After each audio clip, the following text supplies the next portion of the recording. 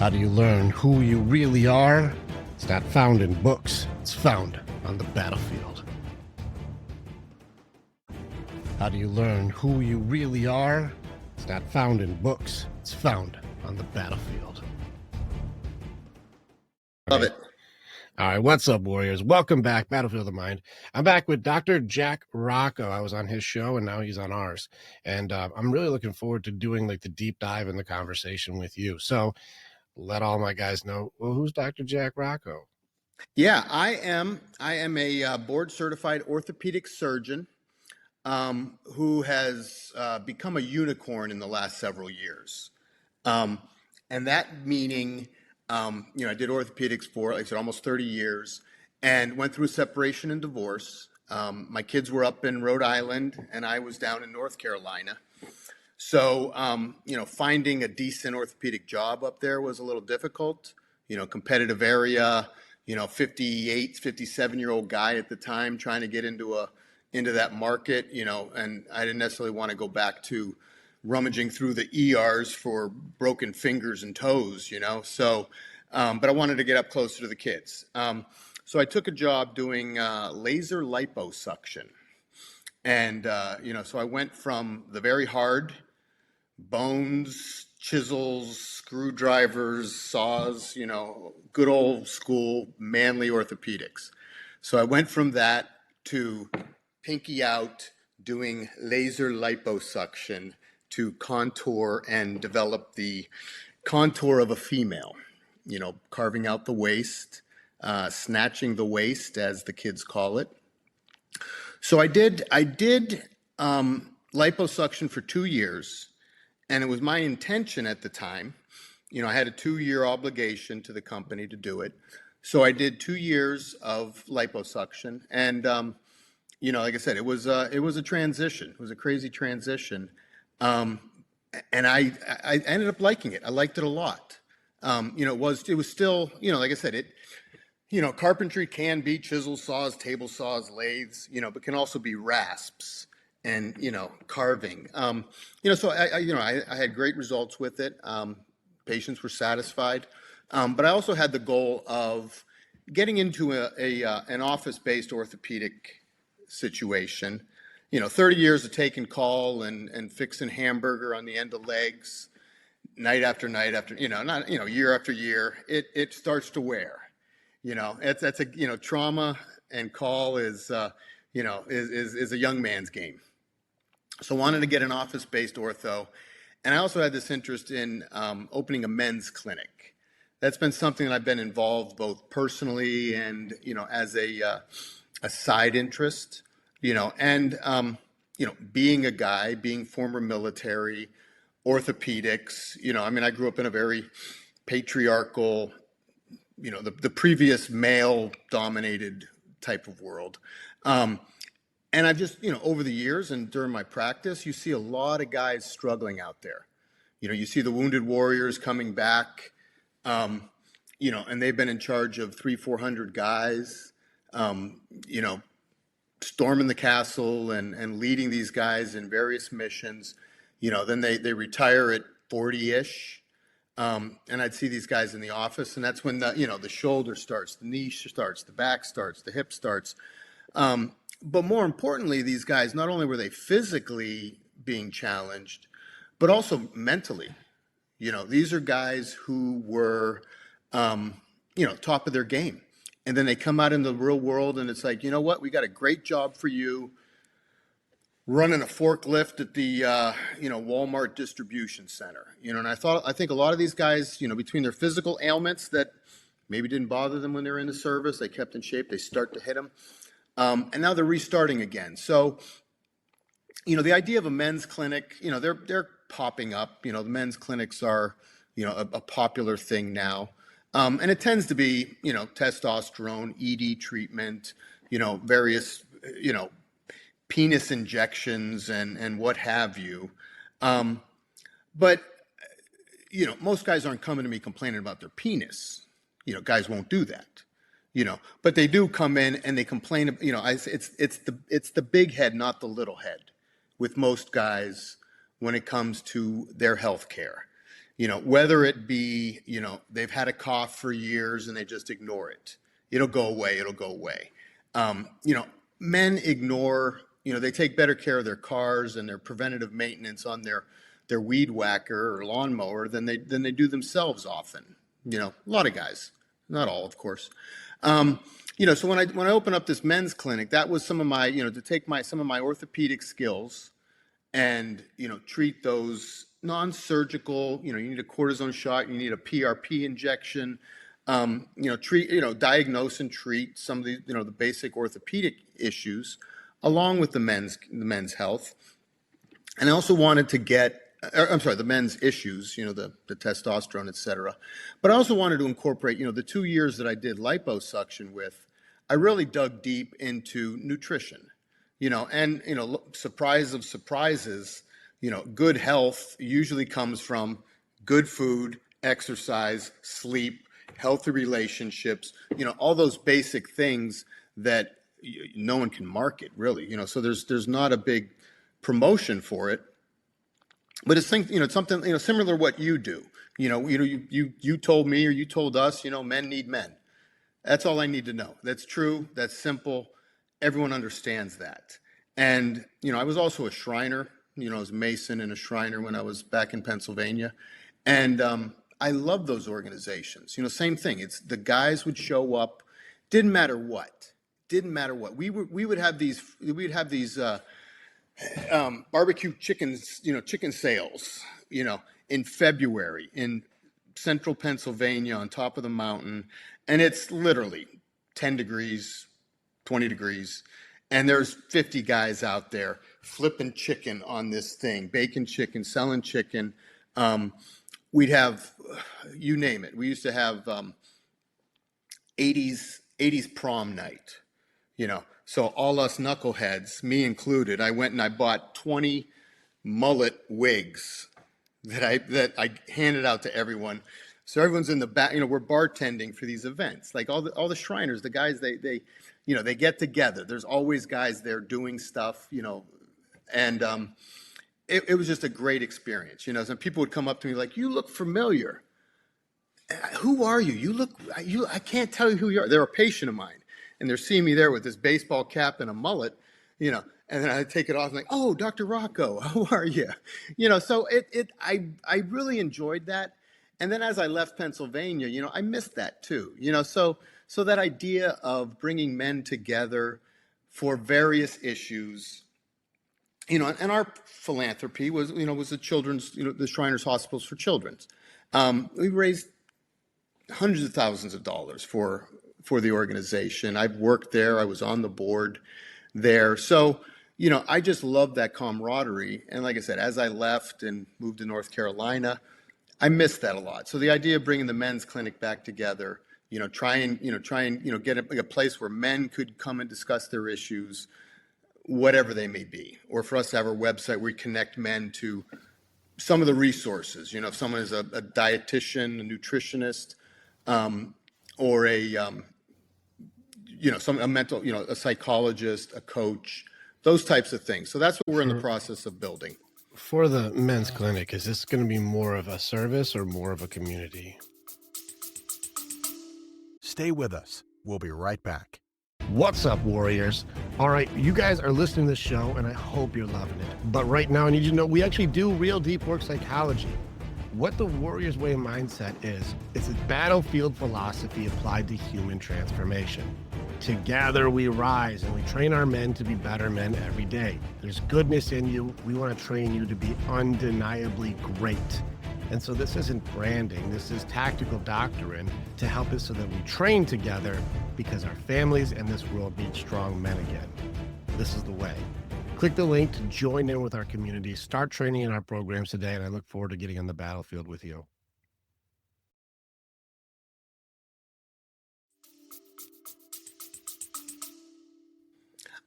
Yes. I think that the service, the testosterone, those services are things that we, do and sell to keep the business open. It's a service, and a lot of places do that. Sure. But I would also like to have, as it expands out, and that was the purpose of our podcast. We have the Ultimate Men's Clinic is the name of our clinic, and the Ultimate Men's Movement podcast. That's where we talk about those things. Those are the freebies that we're giving out to the community. We've had lectures on, we had discussions on total hips, we did shoulders, knees. We've done, men's mental health, suicide. We get into suicide a lot. I had an adoptee on a couple weeks ago discussing, the nuances of a male adoptee. And that kind of, that we can get into that a little later, but my entry into the mental health awareness arena came from my own mental health struggles surrounding my adoption. So, I'm an I was like many knucklehead orthopedic surgeons, male orthopedic surgeons. I never had any mental health issues. I never had any issues. You just you swallow them, you bury them, you don't talk about them. You just didn't call them mental health issues. Correct. No, I know. I just don't call them. I'm being sarcastic. I know. It's like I got it. Rule number 1 of Fight Club: don't talk about Fight Club. Rule number about mental health: you don't see the scars. Yeah. Like I know. Yeah. So like I said, bringing the mental health into the men's. I'm evolving. I'm trying to evolve my career as I'm entering my 60s. Let's team up. I want to team up with you, Doc. Like it's cool that you've got a lot of stuff that we've done. And a lot of stuff I want to team up though. Let's steel sharpen steel with each other. You found some things that like I got to work on this thing, or there's a thing I had to kill. And there's people are more interested in what do we have to do to kill something than necessarily what is something that has been done. And so you're like, even the adoptee element of being wanted or not wanted, and the element of belonging and not belonging, the core human need element in there. Happy to like, what did you find? How did you beat it? And then what did you get? And then if it's still there, I'll show you another way to kill it because I've killed it. No, it's and I'm here to educate and I'm here to learn. And I've listened to a number of your podcasts and I love them. I love your preciseness. I mean, you really are a surgeon with your problem solving skills, and you've got this Swiss Army knife that you put out and you're like heart, mind, I love it, and you don't address every problem the same way, but it's a similar, let's dissect this out. Let's approach the problem. Let's expose the problem. Let's try and deal with what we can fix. Let's accept what we can't. I mean, I don't mean to tell you what you do, but your observation is good. I can see you're very strong here. I'm still asking about this thing though, Doc. I'm like, what's my doc got? I want to see, what did you find? Exactly. So like I said, I was perfect up until I got married. And, I say most things in sarcasm, so don't hold me to anything that I say. You lay it on thick. I caught on to it pretty quickly. Yeah, maybe I'm a drama queen or something, but and this is kind of how maybe I set the book up. This is how I set the book up. Okay, my book is a memoir. My book is recycled. This is the book that I wrote, which is basically 200 pages of my inner thoughts and therapy. Once again, I'm not condoning this. I'm not recommending it to anyone. But let me tell you, like I said, I was perfect until my wife got pregnant. And I'd been adopted my whole life. And, this perfect armor that I carried with me had only one chink in it from when I was like 31. Okay. And this is when I quickly polished out that chink and moved on. But the chink involved a blind date when I was in residency. And I went out with this woman and we're talking, first time I met her, and I'm like, what about your parents? And she's like, well, it's interesting because I was adopted. And I'm like, oh, interesting. I was adopted. And then, all I really knew about my adoption, my story, my history, the only thing I ever knew about it was that my parents were two young college kids who got pregnant. They couldn't afford to keep a baby, so they gave it away to a good family so I could be raised properly. Right? Sounds like a beautiful story. And it turns out a lot of children from that era, the era where I was adopted was called the baby scoop era. And it goes from about 1940 to 1972. there were 4 million children that were adopted during this period. 2 million, I think, in the 60s. So it became, it was really an experiment, because prior to that, it wasn't such an industry, and there was a woman in the 20s or 30s, I think. Her name's Georgia Tan. And it turned into, a lot of people refer to Georgia Tan in the realm of child trafficking. She was taking babies, underprivileged women, destroying the birth certificates and putting them up for adoption because they didn't have a family. Meanwhile, they did have a family, but no one wanted to support the family. The girls were talking, whatever. So I asked this woman, I say, what about your parents? What about your parents? I was adopted. Oh, that's interesting. So was I. She's like, really? I'm like, yeah. And she was like, that's interesting. She's like, turns out, I said, everyone always asks me the question, did you ever want to find your real parents? That was one of the questions. Everyone always asked me that growing up. Legitimate question. And I never did. I came from a good family, loved my family, wouldn't betray them by looking for my mother, my parents. So I just loved my family and appreciated my family. Go ahead. I want to make sure, if you looked for your old parents to see who they were, that's a betrayal of your family? We feel that way. I actually no, really you're want right. the opinion. I don't understand. If I was adopted, who were those people? That's like the knowledge would be betrayal. It's, once again, I'm saying this thing, I don't believe it. That's a sarcastic statement. Okay, I really didn't understand, because as far as a literal standpoint, I'm like, I don't think that's not literal, not literal, but there's that sense of betrayal. That and I've experienced it. It is a real thing. And if you talk to, can you help me with that? Like, I actually do want to hear the real thing on that one, because I don't understand that. How is that one comes from? Yeah, that comes from the adopted parents, the adoptive parents. Typically. Can you give me kind of the sentence that would be structured to be like, if you do this, that would mean this? Why would you want to look? Why would you want to look for your? Those people gave you away. It's this sense, whether you're told this as a child or not told it as a child. There's this sense that, why would you go look, you're our child now, because that's how adoption was set up. Oh, hold on. I still want to understand what they're saying. So they're saying, why would you do that with a cadence of fear? It's a little bit of a Stockholm syndrome. Sure. I understand that. I still want to know the real meaning. It's all a part of the battlefield of the mind. It's the fog of war. So I'm with you. I want to team up with you on this one. It's part of the fog of war. For me, like I said, I don't think it's a betrayal. I don't understand the. Well, one, it was illegal. First of all, it's been illegal. I have 2 birth certificates. I have one birth certificate from the day I was born, and then I have a second birth certificate from when my parents got me. Right.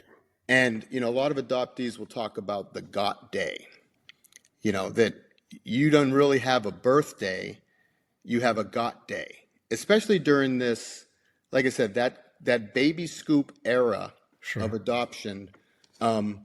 Your birth certificate was locked away. You couldn't access it. I did not have the legal right to obtain my original birth certificate. What was the purpose for that, just out of curiosity? Stay with us. We'll be right back. Hi, this is Alessandra, the host of Dom Sub Living. Each week, we dive into the world of dominance and submission. It's 50 Shades of Grey meets real life. This show is for you when you're feeling curious and in the mood for something playful, eye-opening, and yes, sometimes a little spicy. I promise you'll learn something new, laugh along the way, and maybe even discover a side of yourself you didn't know was there. Please join us, because no matter who you are, there's a place for you in Dom Sub Living. Please follow the link in the show notes. The concept of, for privacy of the birth mother. Okay.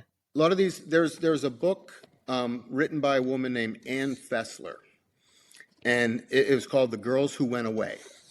And many women back in that era, this was before contraception, premarital sex was taboo, contraception was not available till the 60s. Condoms were looked down upon. The Catholic Church, many organizations, that these women, they would go to these, a girl would get pregnant, and she would go visit an aunt.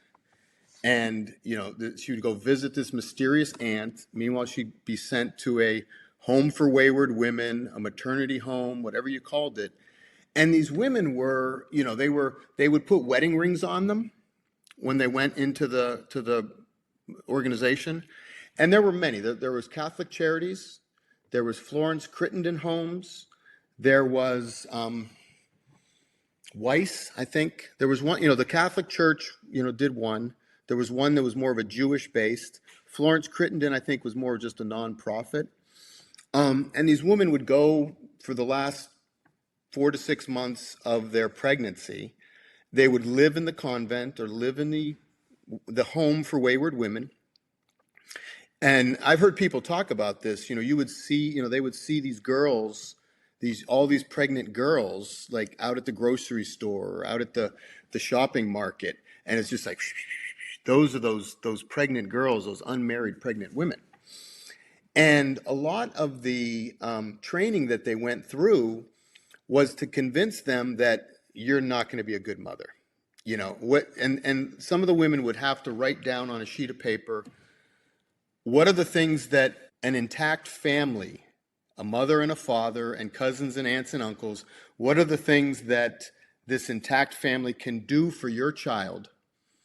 And what can you do for your child as a single 18, 22-year-old mother with no resources, no education, no husband, no family?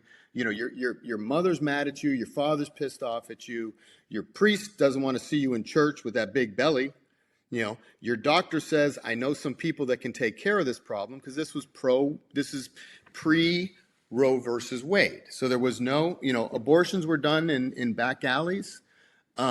There was no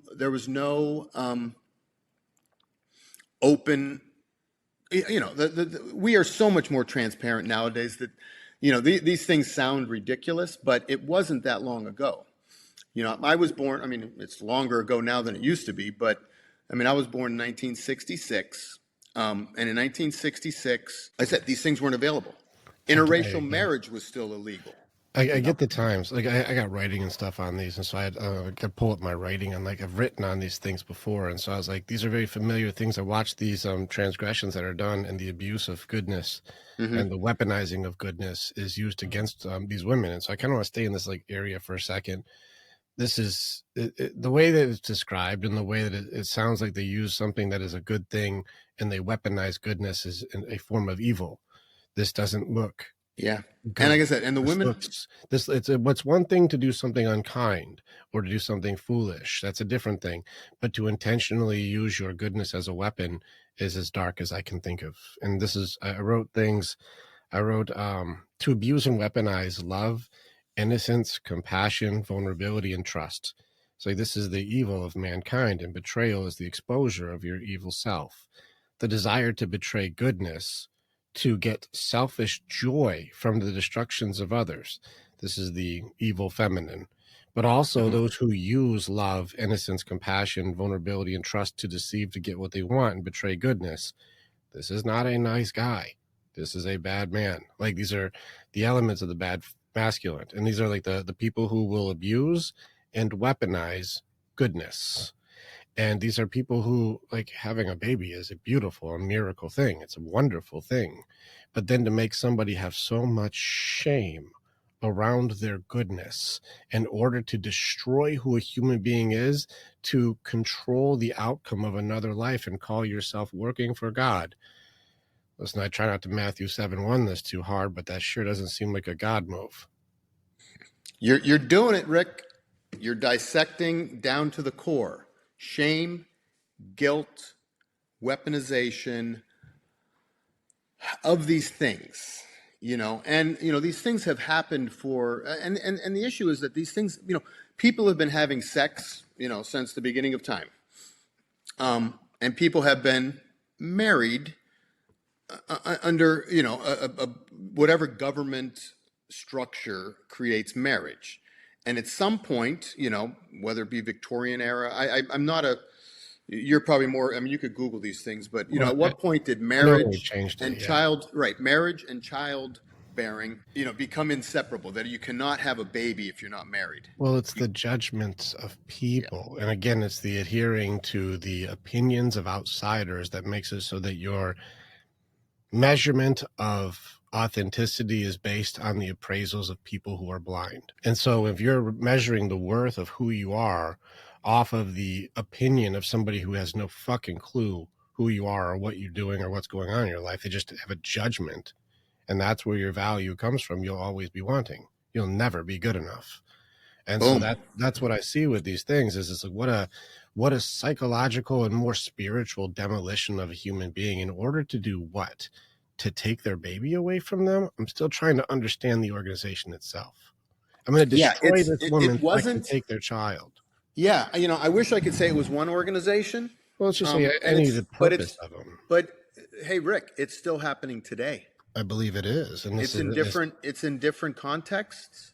And you just jumped ahead. This is going to be something funny. Jack, I'm going to tell you something. If you go to any of my classes and anything I do, I don't like stories. Mm-hmm. It's not necessarily a good thing for books because my writing, my guys who help me edit, they're like, people need stories to connect. And I'm like, yeah, I don't like the stories because it takes me into the weeds. Yeah. So anyway, I told you, like I said, you're right. You're right. But guess what? My whole life was a story. None of it was based in fact. None of it was based in anything concrete. But like I said, I was told my parents were two young college kids, blah, blah, blah. Gotcha. Okay, so now I meet this girl, and she says, hey, I was adopted too.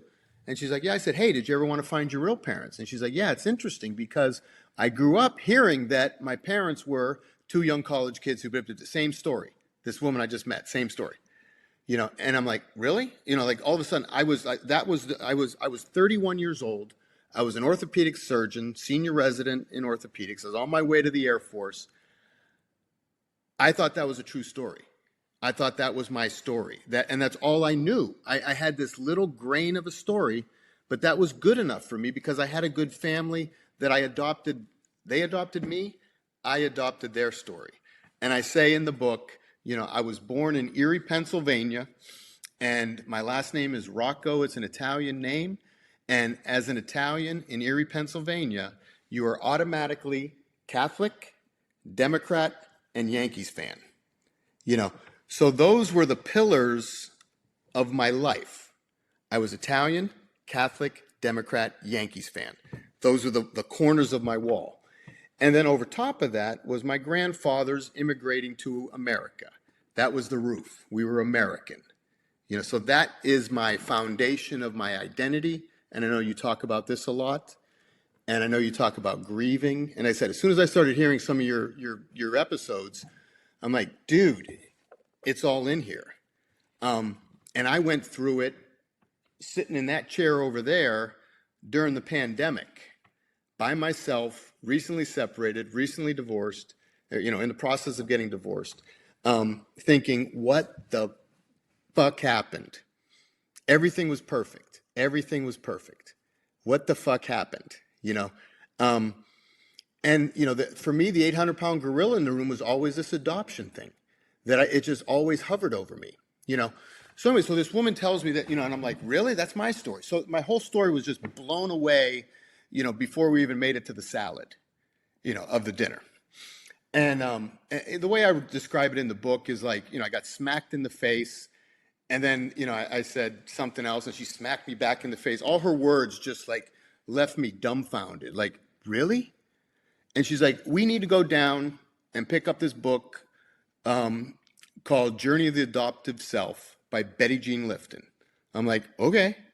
We go down to Barnes and Nobles. We pick up this book. I don't know if I kissed the girl, said goodbye, got her number, whatever. I was dumbfounded. Like that was, like I said, my first chink in the armor.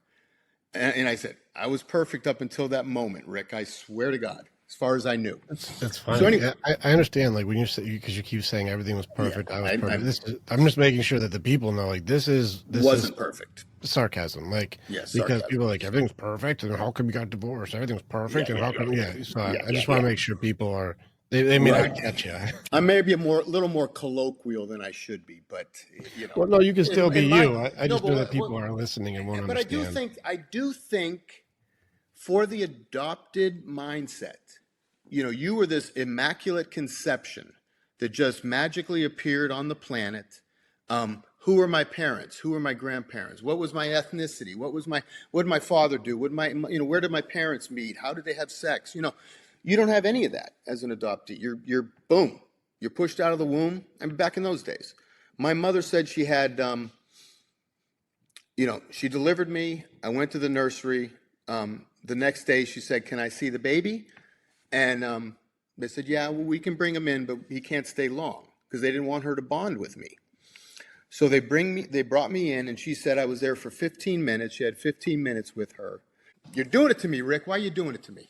She's like, "I wish you best, blah, blah, blah." I don't think I'm doing it. I think you're just finding it. No, yeah. I mean, it's well, right there. If you could count the tears in that chair. No. You're good, man. Go for it. So anyway, It's heartbreaking. that's how it. So your mom had 15 minutes with you, and then what happened? Then you go back to the nursery. Then you go to the foster home. You go to the orphanage. You go to many kids. They go to the foster home. So they get adopted. They get relinquished back. But they just took you. Your parents didn't relinquish anything. That you were just chosen to be taken. Well, no, it's the idea. No, there's two. We call it adoption. I guess I'm just missing a piece of the puzzle to make the bridge link. Your mom wanted to see you, like the biological mom wanted to see you, but they say don't want to bond because she was going to put you up for adoption, and they knew that already. She was already prepared. She spent. Okay, so there was no you were being taken away, and he could have changed her mind, right? But again, these are kids who didn't have the fortitude to challenge things like we teach, and so they don't know, and so they're going to go along with this. Not even you, but she didn't know. 20 years old. Yeah, guarantee 21. You the male also had no strength to be able to go do the right thing. He was like, we just listen to what everybody whose authority says. So they don't have any ability to challenge or stand on their own, and so they're going to conform to whatever it is dictated they should do. They don't know, but what a weird push. And I'm watching just the entire thing of to do everything to separate mother from child. And this was preconditioned before the baby even starts. It's just the system itself is kind of mind blowing. No, you're absolutely right. But those were the times when everyone was told, and what my birth mother was told, and what my adoptive mother, my parents were told, and subsequently what I was told. Got it. Okay. And like you say, there's this. In that chair, I went back to the womb. It's sad. This is a sad thing. Yeah. Yeah, I went back to the womb to try and figure out what the fuck happened. So anyway, we're just touching the story. So then I read this book, and I got this book. I was supposed to go to this big end of the year orthopedic dinner. I was a senior resident. We were being honored at this dinner. Everyone was there. The former chairman, the whole department. Dates. Shrimp cocktail. You name it. And I got this book that night, Friday night, from that girl. For the next 24, 48 hours, I just wow, underlining, circling. Holy shit. Dude, it spoke to me like no book ever spoke to me. Like I said, I'm 31. I read a lot of books, orthopedic surgeon, a lot of medical school, a lot of school. I'm sitting on train tracks. I'm ducking into coffee shops. I'm, sitting on park benches, whatever. And now I got to go get ready for this dinner tonight. Mandatory dinner. Everyone's there, And I'm telling you, I never missed anything. To this day, I've only missed a half a day of work. I'm one of those stupid guys who I would give myself IVs before surgery to not miss a day. Yeah, I know you're being sarcastic again, but no. I would literally give myself, like I said, if I was sick, I never missed a day of work. I missed half a day of work in my whole life. Got you. Why? Duty, honor. Duty. Interesting. I think we have to look at the definitions. But but I'm saying I maybe I'm just blessed as well. Maybe. I Have really, you ever done your personality type for like Enneagrams, like understanding like my personality type is? I came up as the debater No, no, in that's what is it? Myers-Briggs. That's Yeah, Myers-Briggs. I'm the talking about your Briggs. Enneagram because Myers-Briggs changes. That's the how I operate now, but that changes as you evolve.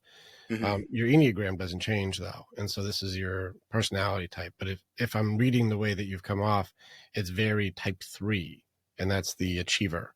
That's the one who, Hmm. like, these are the workaholics. These are the ones who Yep. suppress all their emotions and get shit done. And if it requires work, consider it fucking done. I will figure I will outwork everybody. And emotions just get in the way because I have shit to do today, and that's going to take me off my fucking purpose. So stop wasting my time with your fucking feelings. I got shit to do. And those are my achiever types. Those are the guys who have to prove themselves to be the best, but there's a conundrum to it, is that you suppress your heart in order to get victory, and then when you get victory you can't connect to the praise that you get because your heart's suppressed. and Bada so bing. and so Yep. then after you won, what do? I'm on to the next thing, so that way I can get the victory. And you're like, why are you getting the victory? So I can be loved. But your heart's turned off, so when you are loved you skip that to go to the next thing. You're like, I know, right?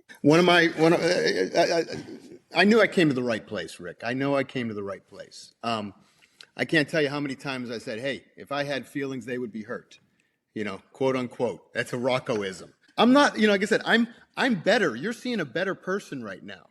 It took me until I was 50 to become a better person. And this is how I became, this is, like I said, this is what I'm saying. I couldn't go to a therapist because nothing was wrong with me. Sarcasm.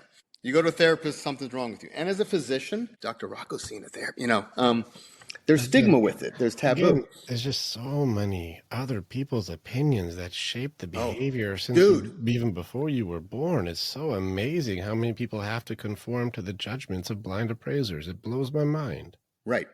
So anyway, so like I said, this mandatory dinner and this guy who never missed a thing, I read that book, and I went back to my apartment to get showered and changed and go to the dinner. I'm like, dude, man, you're not going to believe it. I'm sick as hell. I'm shitting, puking.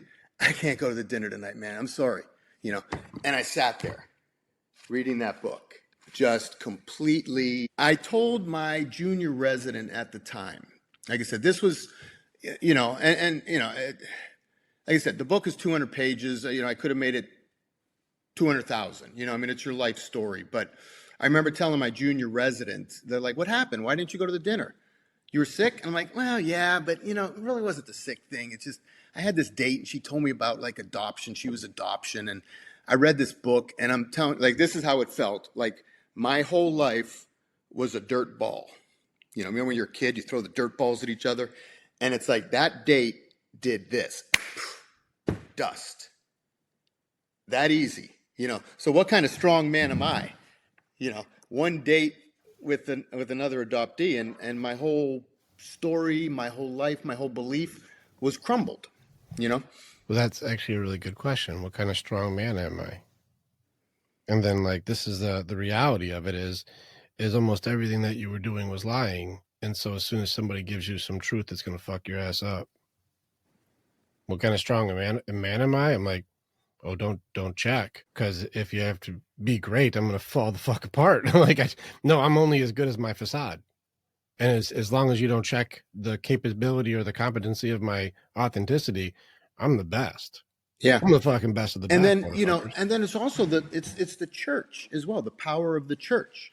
And like I said, when I talked to my parents, they're like, yeah, the nuns told us you were Italian, German, and Irish, same as us. What are the odds? Amazing. My parents told me that my birth parents were also Italian, German, and Irish, like an identical mirror image of my birth. My birth parents were a mirror image of my adoptive parents. I love that the nuns take such liberty with reality. Right. Exactly. You're catching on. So now I'm after talking to this woman, I'm under the paradigm that the nuns lied. The nuns lied about me, Inconceivable. Unbelievable. Correct. Right.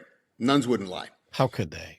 Oh, wait, Rick, the story gets better. I know you don't like stories, but All right, so I go into the military. I bury it. I bury my head in the sand. I'm like, screw that girl. She wasn't that cute anyways. You know, I don't even know who she was. You know, I'm just saying, like, I You're never went out making with her again. justification for you getting robbed. Yeah, it was too painful. It was too painful of a date. So I'm like, I got to go to the Real. service.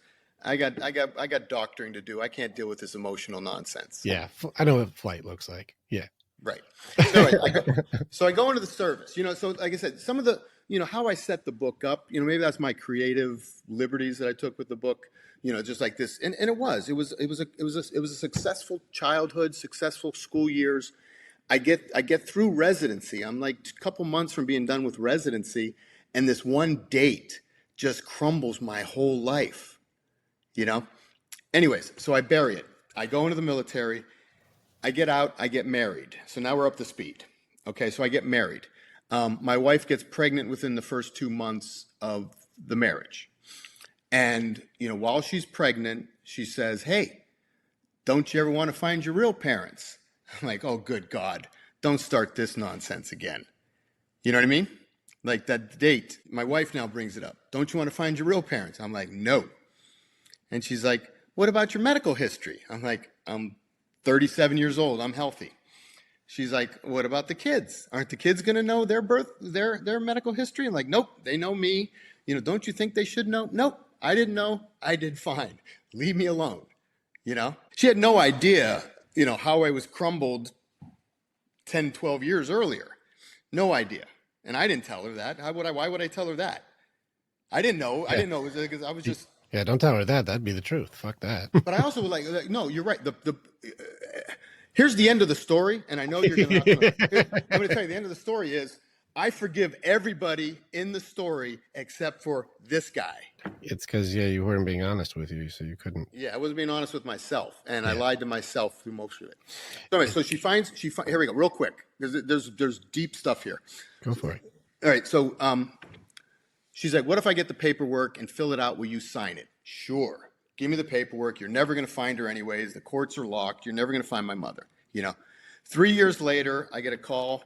Hey, this is the state. We found you. We just picked up your paperwork 3 years later. We have some leads. We'll call you back when we know. 3 days later, they call back and say, okay, here's your mother. Here's her name, her address, her phone number, her email. Give her a call. She sounds reasonable. So I find her. Long story short, she's got a website with about 15,000 pages and whatever. She tracks her/my family history back to the 1400s, including a trip on the Mayflower. You know, so I go from this Italian Catholic Democrat kid to a Mayflower descendant through my mother. So then I get here's where it gets really interesting. So now I get the paperwork from the state on the day that she gave me away. And the judge says, is your name Joyce? Yes, sir. Are you the mother of this Negro child? So I'm reading this like, who's the Negro child in the room? Does she have another baby or something? So it turns out, like I said, my mother's family came in on the Mayflower. My father was mixed race. So that family came on slave ships. You know, he was light-skinned. My mother was white. You know, I got darker when people were like, you don't look black. You don't look black. You know, I've heard it 1,000 times, but my father didn't look, but my father had 8 brothers. This is really interesting. 8 brothers. One lived his whole life as white, you know, the same parents, but like the mother, you know. Another was a Black Panther during the 60s. So you got this like one guy who's the ultimate passer. His wife didn't know he was black until he died and the black family showed up to pay their respects. So it's a crazy story, you know. So then I go through, you know, real quick, 2 more minutes. I dig into like black history, the whole thing. What does all this mean? I go, okay, I'm English, I'm black. It makes sense. I get it. The nuns lied. Nuns lie. You know, what are you going to do? They want rose-colored glasses, you know. Yeah, nuns lie. Whatever. Nuns lie. Hey, they're people too, you know. So I telling my sister this the whole time. My sister hears this story, and I'm like, Lise, you got to hear this. Now listen to this. Like every day. Oh, and when I found my parents, you know, when I found my black side of the family here. Turns out I got 4 half siblings, all living within 3 hours of me. Like I'd only been in North Carolina for about 6 months. I got 4 half siblings. So I tell my sister, at least I got to tell mom and dad. This is a crazy story. It's an unbelievable story. Mom and dad have been believing these damn nuns all along that, I'm Italian, German, and Irish. It ain't true. Why I do got I to tell my feel like parents. this part of the story has a foreshadow to it? Yeah. So anyways, 2 bottles of wine sitting out in the back porch with my sister and father. I needed the liquid courage, and I'm like, my mother's like, what's going on? Why are you here? What's going on? I'm like, well, about 12 years ago, here comes the betrayal. And this is how I worded in the book. As 12 years ago, Carrie Ann asked me if I wanted to find my real parents. Jack. She looks at my sister and says, you're not doing this too, are you? Like I was a serial murderer. And my father is sitting there. My father is sitting there like red face, shaking, can't say a word. And I finish the story. I tell him about how I find my parents and all the details. And he goes, Jack, all that stuff you just said, we already knew that. 5 people went to their graves with that secret. And I'm like, I didn't even tell you a secret. I just said I found my parents. I didn't say anything about my race or anything about any secrets. He goes, the nuns made us tell everyone before we brought you home. What? That my father was black? Yeah. So it wasn't the nuns. It was never the nuns. My parents and all the adults in the family, I felt like freaking Truman Show, Everyone in the family knew my racial blend. They knew I wasn't Italian, but, like you said, I'm an achiever. I was 150% Italian. I had the Italian horn, the kiss me, I'm Italian, because I had to compensate and overcompensate and be loved and go along to get along. I mean, you nailed it, go. But I think the story is just...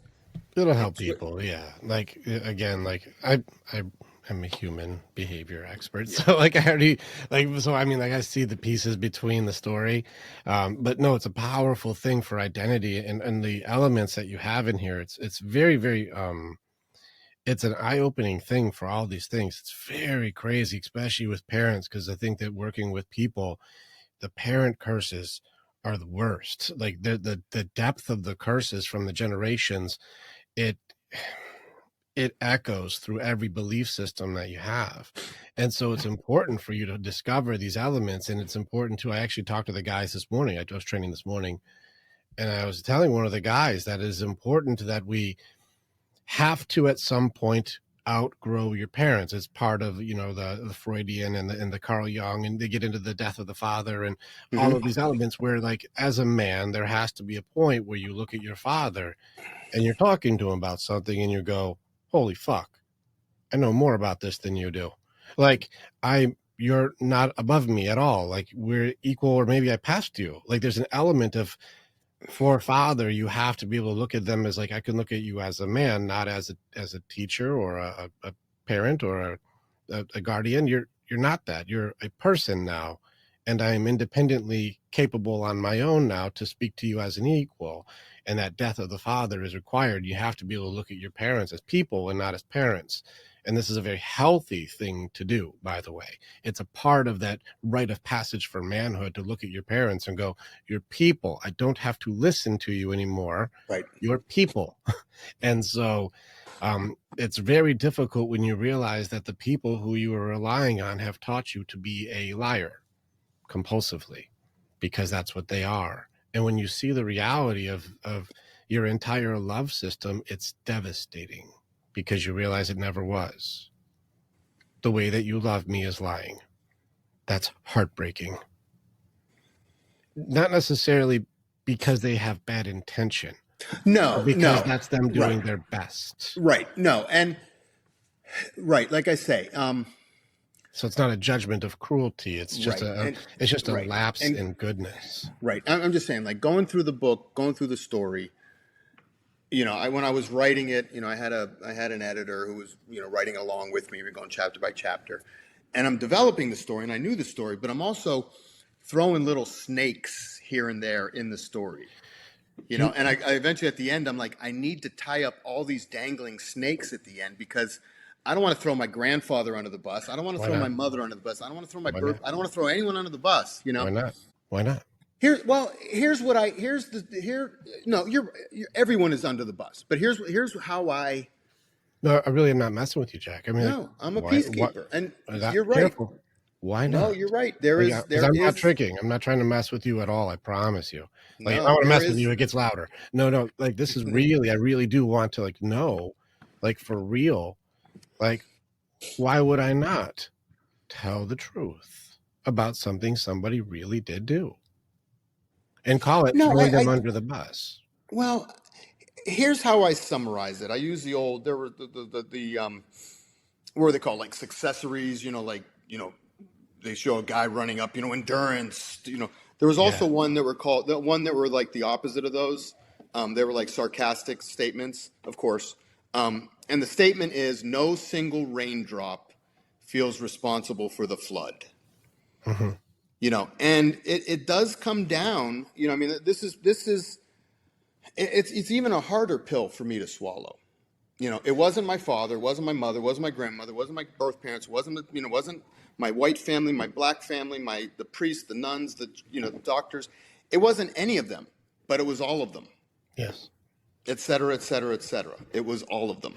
So then why would we not tell the truth about all of them? Well, I'm not saying, like, well, again, please understand, this isn't a blame, shame, or judgment. It's a real inquisition. I'm really asking. Yeah, I do tell the truth. I do tell the truth. It's a story, Rick. It's a story. I was only asking.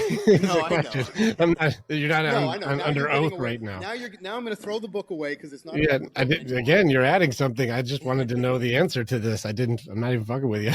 No, it's, you're right. There's, and the emotions, I couldn't be more grateful. I couldn't be more grateful for my life. Yeah. I couldn't be more grateful for my family, my grandfather, everyone. Could not be. My education, my success, my personality, my friends, my family, my loved ones. Right. Couldn't be more grateful for everything in my life, including the bad things. Sure, but. And I also couldn't be more pissed off. Yeah, what's the but? But I couldn't be more pissed off. Yeah. Because why? Mm-hmm. Why not? It's the right question. It's hey, no big deal. It's like you tell people, hey, turns out the right question. Yeah. Why? Why are you pissed off? Because I was born Larry. All right. I call Larry my vanished twin. There's the syndrome of vanished twin syndrome. Larry was my vanished twin. Larry died at birth. And then I spent 6-8 weeks in purgatory with no name. I was named Larry for 6-8 weeks. Then I was adopted, and that's where Jack was born. Mm-hmm. Jack was got on that day. Jack was no longer Larry. Jack was no longer Negro child. Larry was no longer descendant of the Mayflower. Larry died. Larry's birth certificate was ripped up, thrown away, and Jack came out of the fire like the phoenix. I like that. I think Larry was killed. It's a homicide. Mm-hmm. Yeah, so it's not like, oh, he was sick. No, he was murdered. And that's tragedy because this is an innocent child. And so this is where the story is not a happy story here. It's a tragedy. There's a tragedy. A baby was killed. And for all of these complex reasons, I don't want to downplay any element of this because if we're notice anything in today's psychology, that if you fuck with identity, it's a very serious thing. And that's a very serious thing. And so anybody who would downplay, you were adopted, shut the fuck up, you're doing well. Like anybody who would downplay identity is an issue. And if you look at just identity issues today, I won't get too far into it, but people who struggle with their identity of who they really are, it has a 50% plus suicide rate. And so like, it is not a fucking joke. Holocaust survivors have a lower suicide rate. Slavery has a lower suicide rate. If you fuck with someone's identity of who they really are, it's a serious conversation. And if you think that you are somehow born wrong or you are a mistake or something is wrong with you, like I don't belong, I have something wrong with me, it's a serious conversation. And I don't play lightly in this one. This is a serious thing. And so people would just downplay it because like, yeah, you're blessed, you won, you're doing great, you made something of yourself. And it's like, don't fuck with who you are. It's a serious conversation. And to be honest, yeah, you're right. It's like I said, for some people, I mean, I don't really care about you talk about your trolls on your the negative Oh, comments on I've got your people page. dedicated to hating my guts. Yeah, I have full Right, pages. exactly. They love that. Mostly glaring, wonderful reviews. I don't care. Yeah. There's that one where the woman says, well, he seems like he's a little bit into himself, because I talk about my successes, but my successes are, they're all exclamation points on the story that despite all this, despite all that, you and I being friends will be very interesting. You're going to love it. Say it again? So you and me being friends is going to be very interesting. So like, I'm the one who's going to be like, hey, Jack, stop. Why does that even fucking matter at all? Unless there's some bullshit there that's really they're bothering you. I'm like, that person, it should have been something along the lines of, hey, Jack, you're 19 feet tall. And you're like, are we measuring with feet? I'm like, yes. And you're like, well, I know measurement and I'm not 19 feet tall. So that does not bother me because I know when I pull out the measuring tape, it is not going to say 19 feet for my height.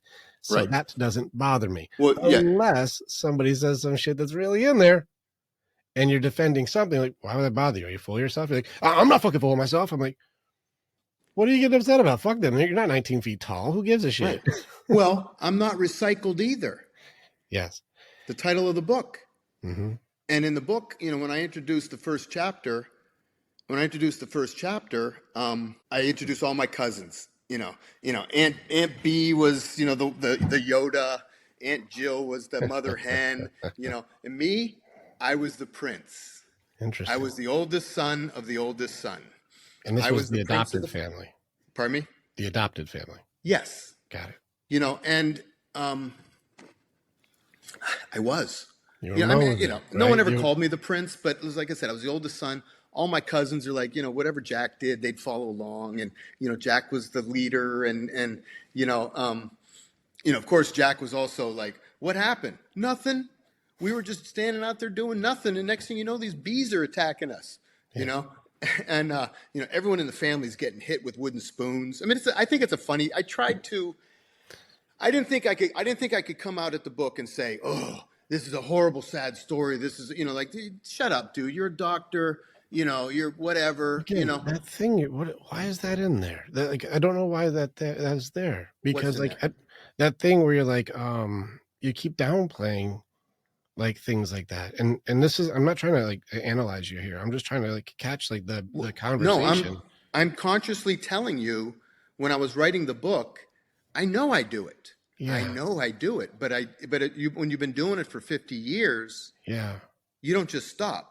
No, for sure. You're in my field on that one. So like, yeah, it's just one of those things where I just kind of catch that it's there, but I think have you ever seen the Emoto water experiment? Have you ever seen this?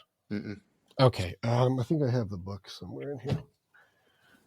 All right. So Masaru Emoto wrote a book called The Hidden Passages in Water. It's fascinating research. He started doing it in the 90s. And what he would do is he would take, let's see if I can find images. So what he would do is he would take water crystals. Oh, I've seen. Yeah. You've seen the water things, right? It's like the vibrations in the air or something. Well, it was more the frequency of the words that we use. And they would say certain words, and let's see, so this one would be like, you are cute. And this is what it froze. It said, you're a fool. And all they would do is say a word on these things. So this would be like wisdom. And like you would say a word to these things.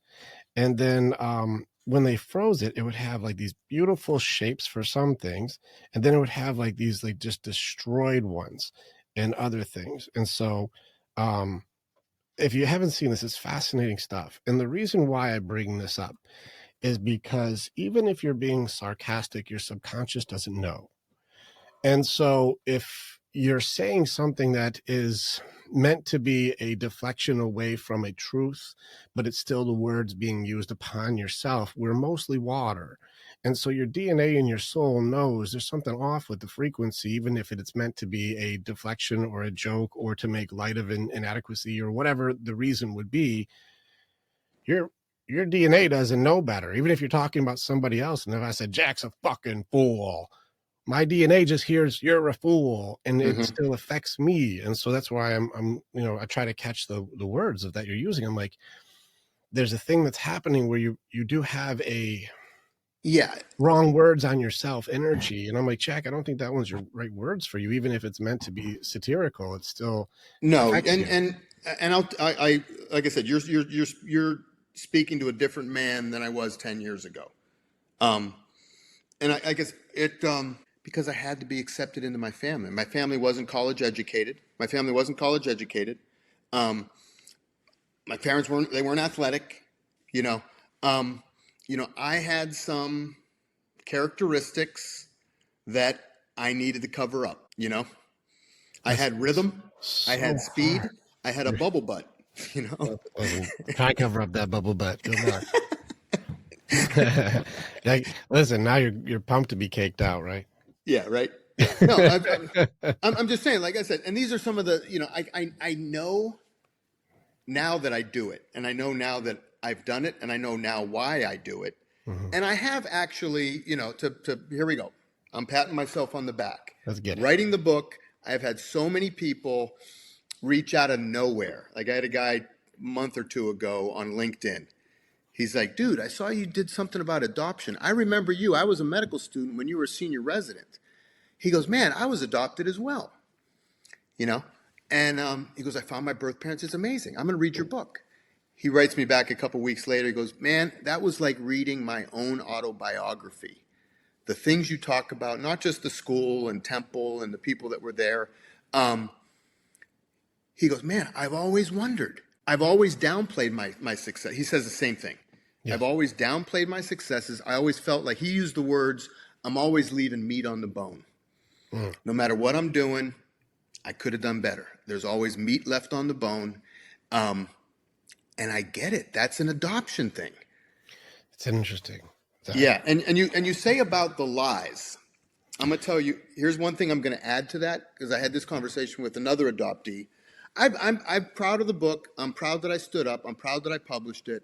I'm proud that it's out there. I'm proud that I'm on this show, dripping tears and, I think it's being a goofball, whatever. But like I said, I was talking to this other woman, and this was, I was like throwing stones at people to see what fodder I can bring to your podcast, Oh. I was testing her. I said, I wrote last night. I was writing in my, I got all my notes for your podcast here because, can't be a failure. Can't be a failure with Rick Yee. That dude's got a big ass beard, man. Yeah, you got to respect the beard. Yeah. So I told her, I said, what do you think?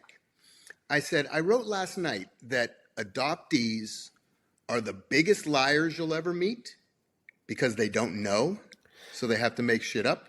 And also, they're the most honest people that you'll ever meet because when the sky seems like it's falling, you need to get it all out right now. There's that anxiety, there's that panic, there's that, like life is about to end. So you go into that like, I'm lying because I don't know. I got to have a story like everyone else has a story. But then like you were born out of relinquishment from your mother. If you were a little gazelle in the Serengeti plain and your mother is dead and you're there like a naked baby, that's a terrifying situation.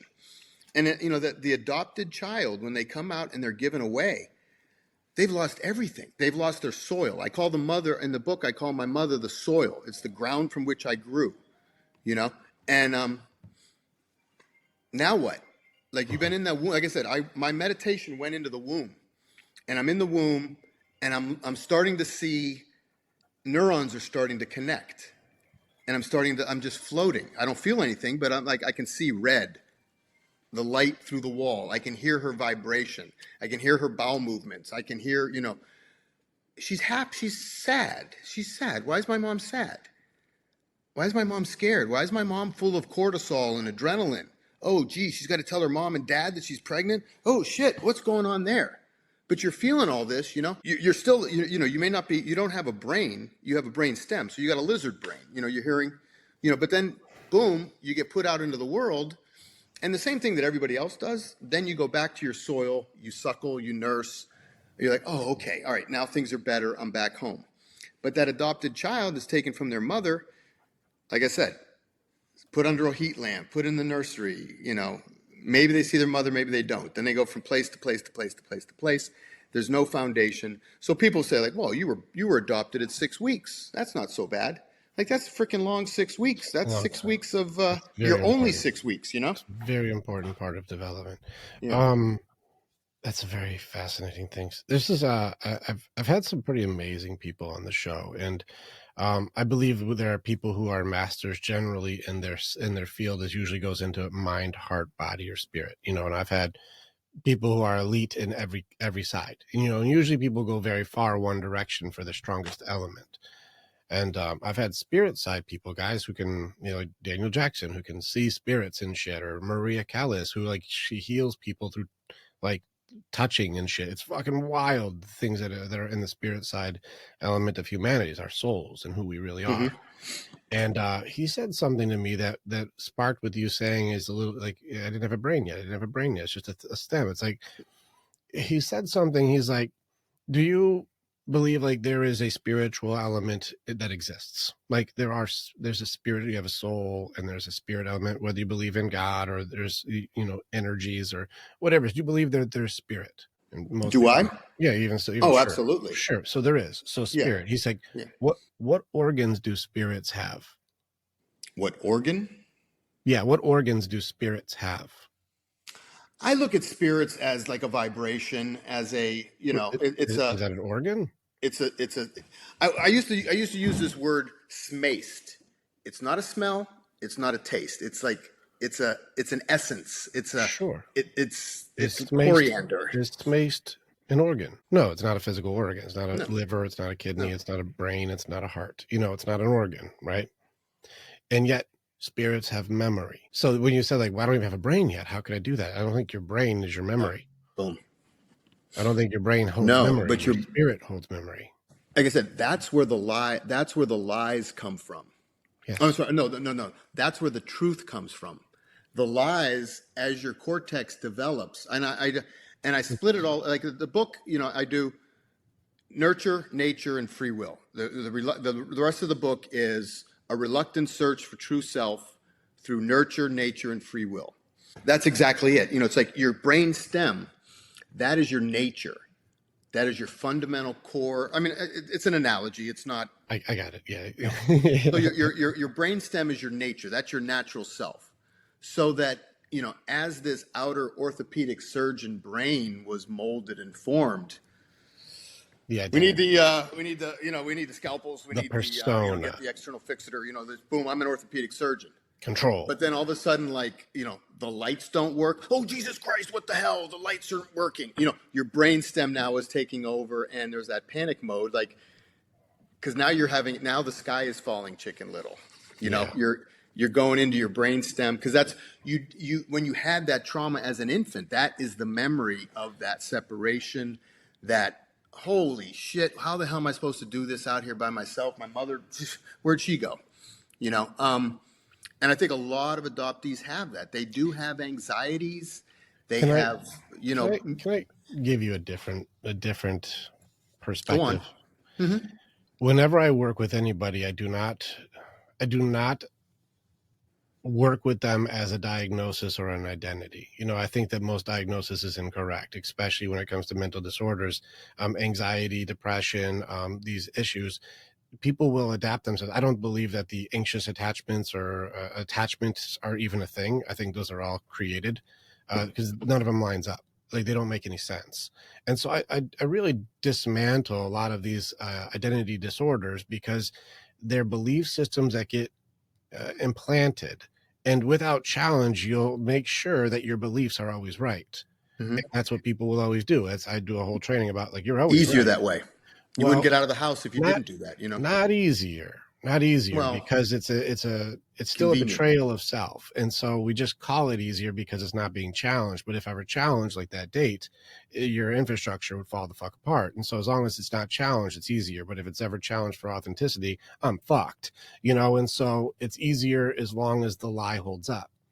And that's why we have to challenge everything. And so the thing where adoptees are just great liars, I don't know if that's true. I think these are just personality traits. And so the reason I bring this up is if you remove the diagnosis of adoptee or the identity of adoptee and say Jack as a human, like just as Jack the person, you know, or Larry the person, whatever the fuck you want to do, it doesn't matter. You know, just say you the human being, and you remove all of these titles, you remove all of these, you're the orthopedic surgeon, you're an adoptee, remove all the stuff and just go, what is the decisions of this person and how does this person operate, or what are the patterns and behaviors of this person, and remove all of the externals. You start realizing that it's not necessarily because something has happened like from that makes a person that way. It starts turning into the conditioning of the environment you were in. Because I would be hard pressed if I had, because I have adoptees, but these aren't the conversations that we've had, because I remove that and go, let's go to core of who you are, the decision making of your authenticity, instead of my authenticity comes from this thing, which did impact the decisions you'll make, but it doesn't have to be the identity of you forever. And so I bring that up only because I don't think that that's true. The reason I brought up Enneagram, the reason I brought that up is because every single, there's like 1 through 9 on the Enneagram for personality types, and every one has a deadly sin, if you will. It has a sin that it's like, it's Achilles heel. That's the weak spot. I am a type 8. That's the challenger type. And they'll be very aggressive and very strong and forceful. And the weak spot is like the lust or the passion element of it. And it's not always sexual. It can just be like too much fucking energy, you know, like it's that passion element is out of fucking control and people think they're assholes, you know? And so it's a very aggressive type. You're also, I believe, one of the aggression types. There's 3 of them.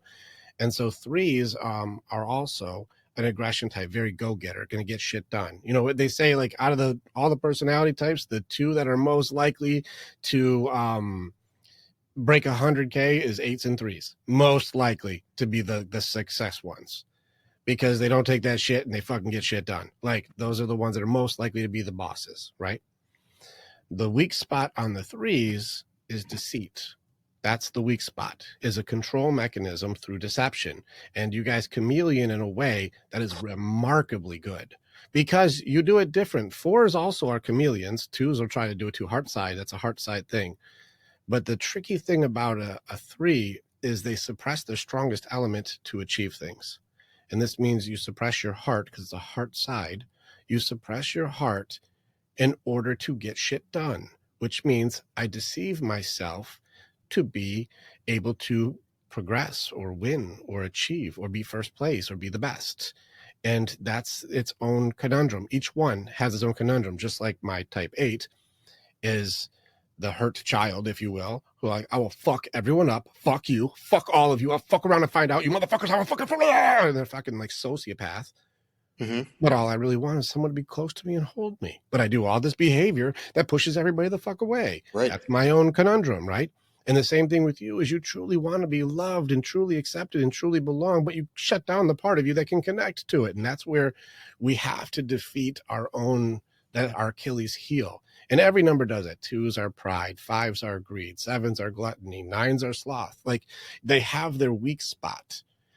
And if you understand this is the Achilles heel, it makes it so I can work that shit out of there, because that's my Grand Canyon jump. When I can get rid of that thing, that's my survival system, or my natural resting autopilot state, my default program, if you will.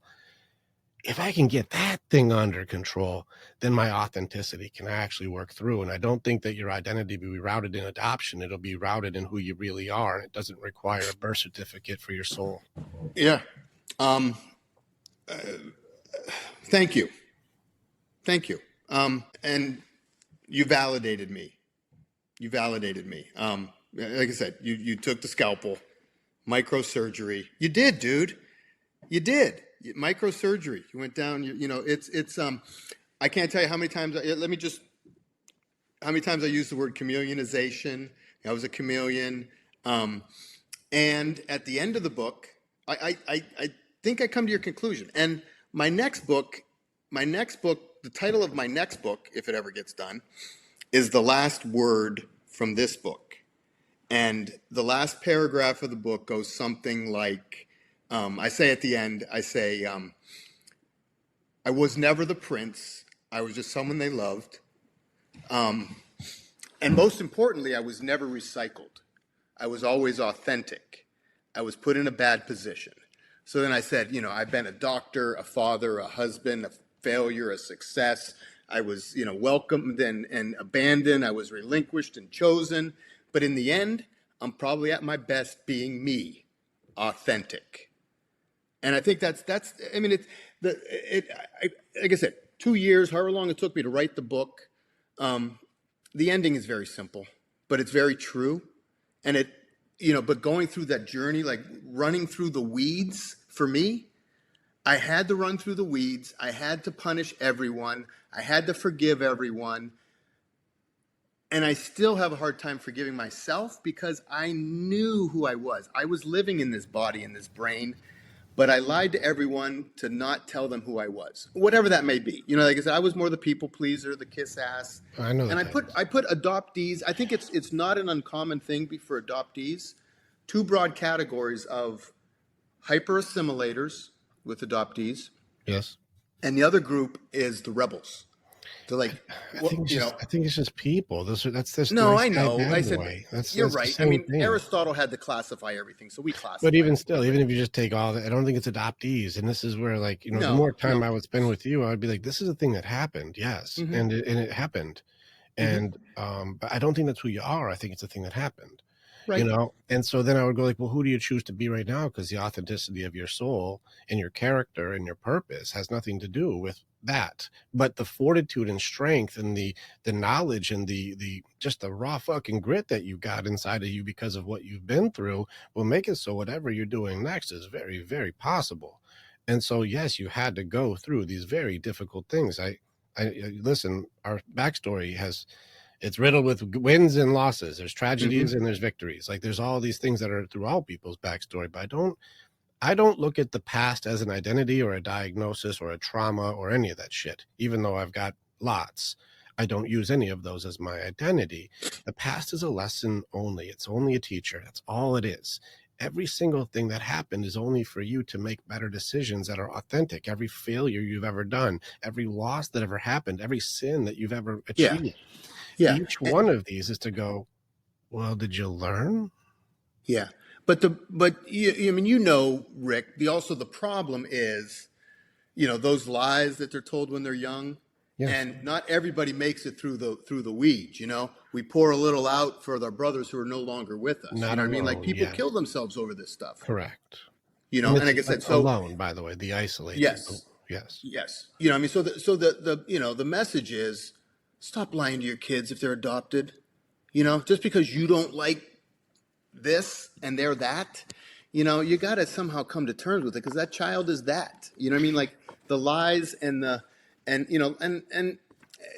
not it's just the lies, whether they come from politics, religion, cultural beliefs, whatever the lies come from, they eventually get out. Yes. I think that message rings true no matter what.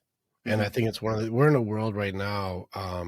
Again, my girl, she's deep certified into all these Enneagram stuff. So I get to hear about all that, but the personality stuff, it ends up becoming like I'm a fortune teller. Like I'm just it's like you're a psychic. I'm like, I'm not a psychic. It's a pattern. Oh, you nailed it. Like, yeah, but it's patterns. I just see the patterns. No. My discernment is very high. And so, watching these behaviors that you guys have, I kind of lost my train of thought there on that one, but, we were talking about but the lies, the adoption lies, the political lies, people off themselves over these lies. Thank you. The lies come out. It's one of those things where the universal lies are not free. Yeah, the lies are never free, and it's the instant gratification that we get for short term, but it's radically expensive later because there's interest on these things, high interest, and as soon as that bill comes due, you're like, I can never trust you ever again because you thought you were protecting me by being a deceiver. And it's like the devil didn't get you. It was you. It was man who did it. It wasn't, you weren't got. You were the one doing the getting. It's like, hold on a second. You're who you've been telling me to avoid.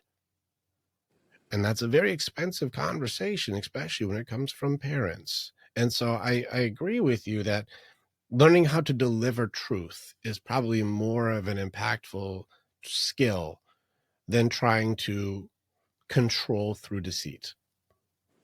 And being a responsible human being, not just a good parent, but a responsible human, would probably go into how well do I practice delivery of truth and how well do I practice radical acceptance? Because the reason people can't tell the truth is because people are not good at accepting things, and they're very reactive to truth. Yeah. What was that movie? You Can't Handle the Truth. You know? Jack Jack Nicholson, A Nicholson. Few Good Men, right? And so, Yeah. and there's that element. It's actually really not wrong, because if you look at relationships and how people all interact, the reason that we have to have a level of discretion in our conversation is because if I tell you the truth, you'll use it in a bad way.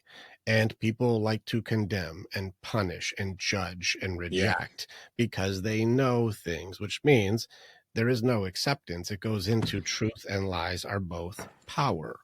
And we're operating with power now. If I lie, I have control. If I tell the truth, I relinquish control, and it can be used against me. And people are not good with truth. And that's why your entire existence is like shaken when you start going, can we try honesty? And everyone's like, oh, you better fucking not. You better not. Then mom will go into manipulative fawning and dad goes into pink face aggression to try to force you to do what he wants. And you go, you're both doing manipulation. Yeah. Loudly. See what you think of this concept, okay? Because in the final chapter, I go on and I define nurture, nature, and free will. You know, that's the subtitle of the book. So, you know, recycled, a search for identity through nurture, nature, and free will. You know, and all the stories in the book encompass one of the two or a combination of the two. And it wasn't until, I mean, like part one is called nurture, okay? Because that was what I experienced first. That was my nurturing. I didn't know my nature, didn't know my birth parents. So part one, nurture. Nurture your mind with great thoughts, because from the heroic makes heroes. Benjamin Disraeli, quote, okay? Part two, nature. Have only one master, nature, Rembrandt. And then part three is free will.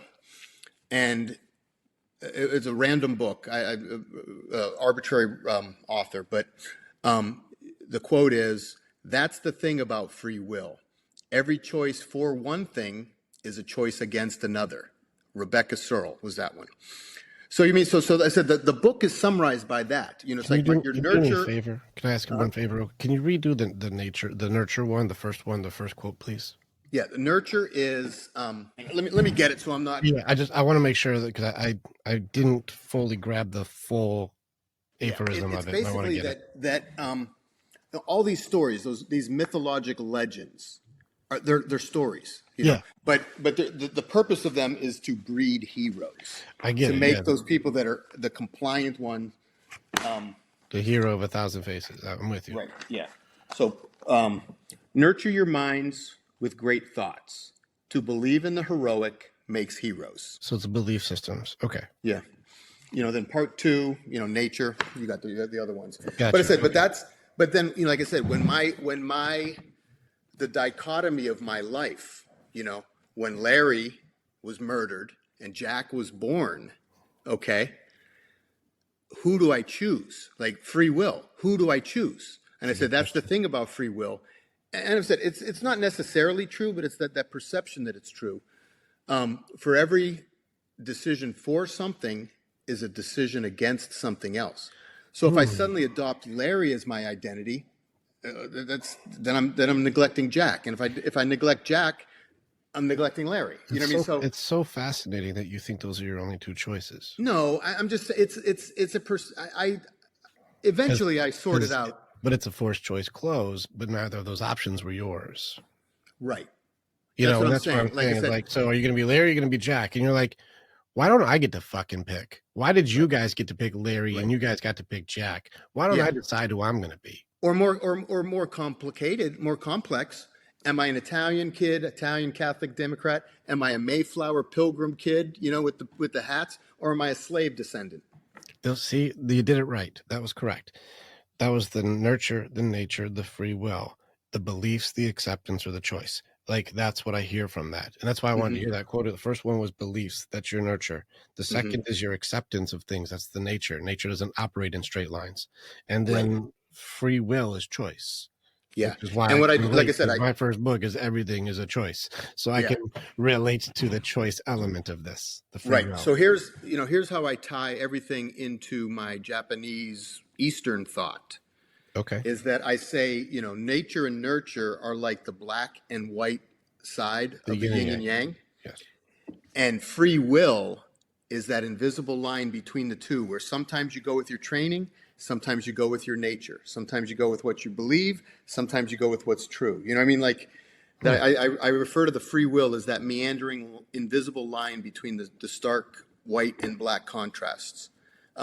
It's your governor. Your free will is your governor. Do I want to just go along with the crowd right now because it's convenient, or do I want to be a rebel? Do I want to, go against it? So that you make those choices. Do I accept these beliefs, or do I rebel against them? And what's pick your battles. Which one do you go with? And I think I try to use it to summarize life, I guess. As it has been, like, this is not sarcasm. Has it been a successful strategy for me? Yes. Yeah.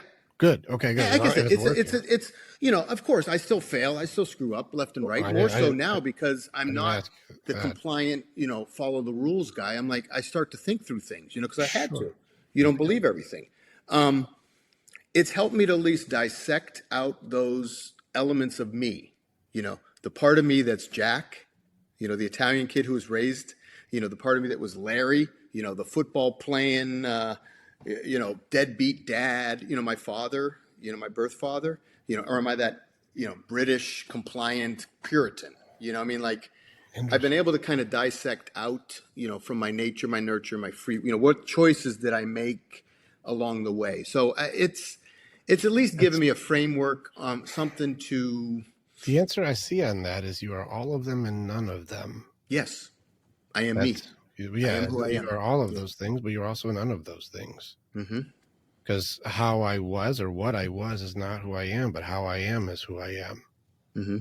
And that has nothing to do with what I was. That's just, look at me now, not for what you saw before or what your judgment would be from something that doesn't exist.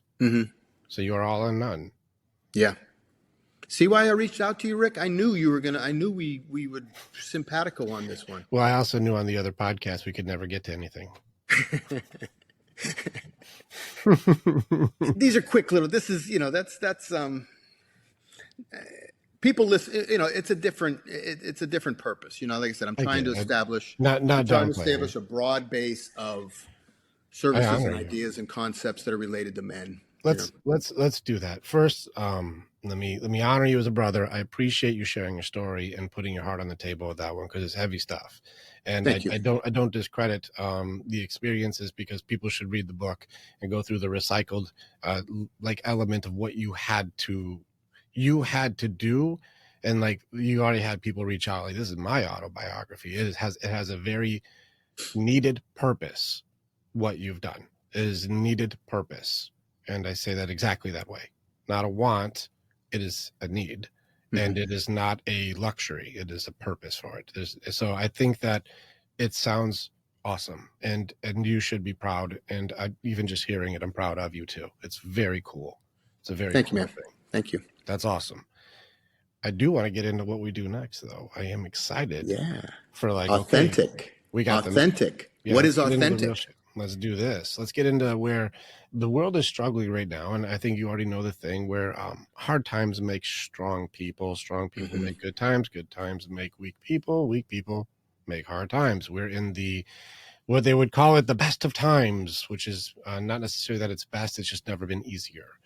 And good times make weak people. And we're in a time where weak people are making very difficult times. And then the next handful of years, from 2020 to probably even 2035, we're going to watch shit that's going to make your brain explode with human behavior from weakness. It's going to be off the charts. The world has never needed strong men more. And when we get into authenticity, accountability, leadership, strength, we get into goodness, mind, heart, body, spirit. You've got a men's clinic and people who are coming in going, how the fuck do I do this, Jack? I want to see some of the stuff that you've found that has been like, this has been a benefit, or this is something that we've used. And then I also want you to challenge Rick, what in this area has sharpened the tools for you so you can use some of my weapons in your arsenal to make it so you can help more men also. So yeah, I'm all in, man. All right. What are some of the things that you're like, when we're working with guys, we found that men, in order to find themselves, their strength here and here, this has been one of the most beneficial weapons you've got. What are some of the tools you have? I think understanding. I think my chameleon skills. Men want to be validated. Guys come in. Like I said, I use sarcasm and stuff, but I also try to read the person. I want to try to empathize with them. You do it.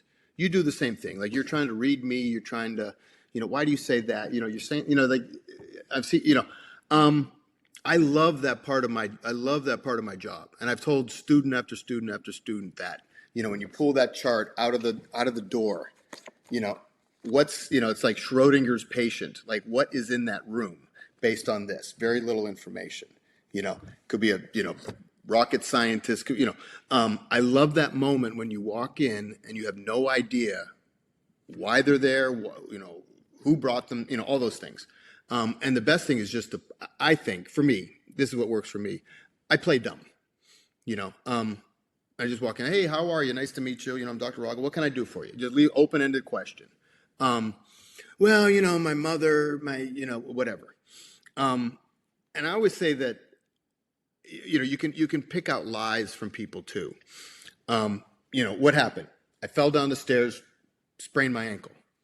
What happened? Well, I was going down the stairs and I was carrying the groceries and I looked over at my mother and I told her before she should never put that stuff on the stairs because I'm going to fall on it. Suddenly there's a blame. There's like, did you really hurt yourself, or you're just here to blame someone else for, or is it a lawsuit, or is it So I do think that, like I said, I'm grateful for these things, but I'm also angry about some of them. But I do think the chameleon skill, I call it in the book, it's my superpower and my kryptonite. That being flexible with patients and letting them tell you where their weakness is, which is what you did with me. And but you do it in a very specific way. I don't know. This is an awareness question. Like, okay.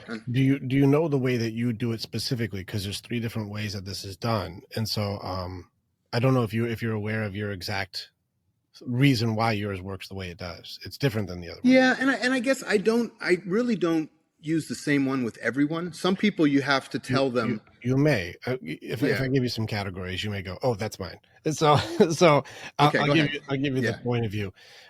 There are people who will chameleon themselves to try to make it so they can have everybody be okay. They're going to change it to be okay.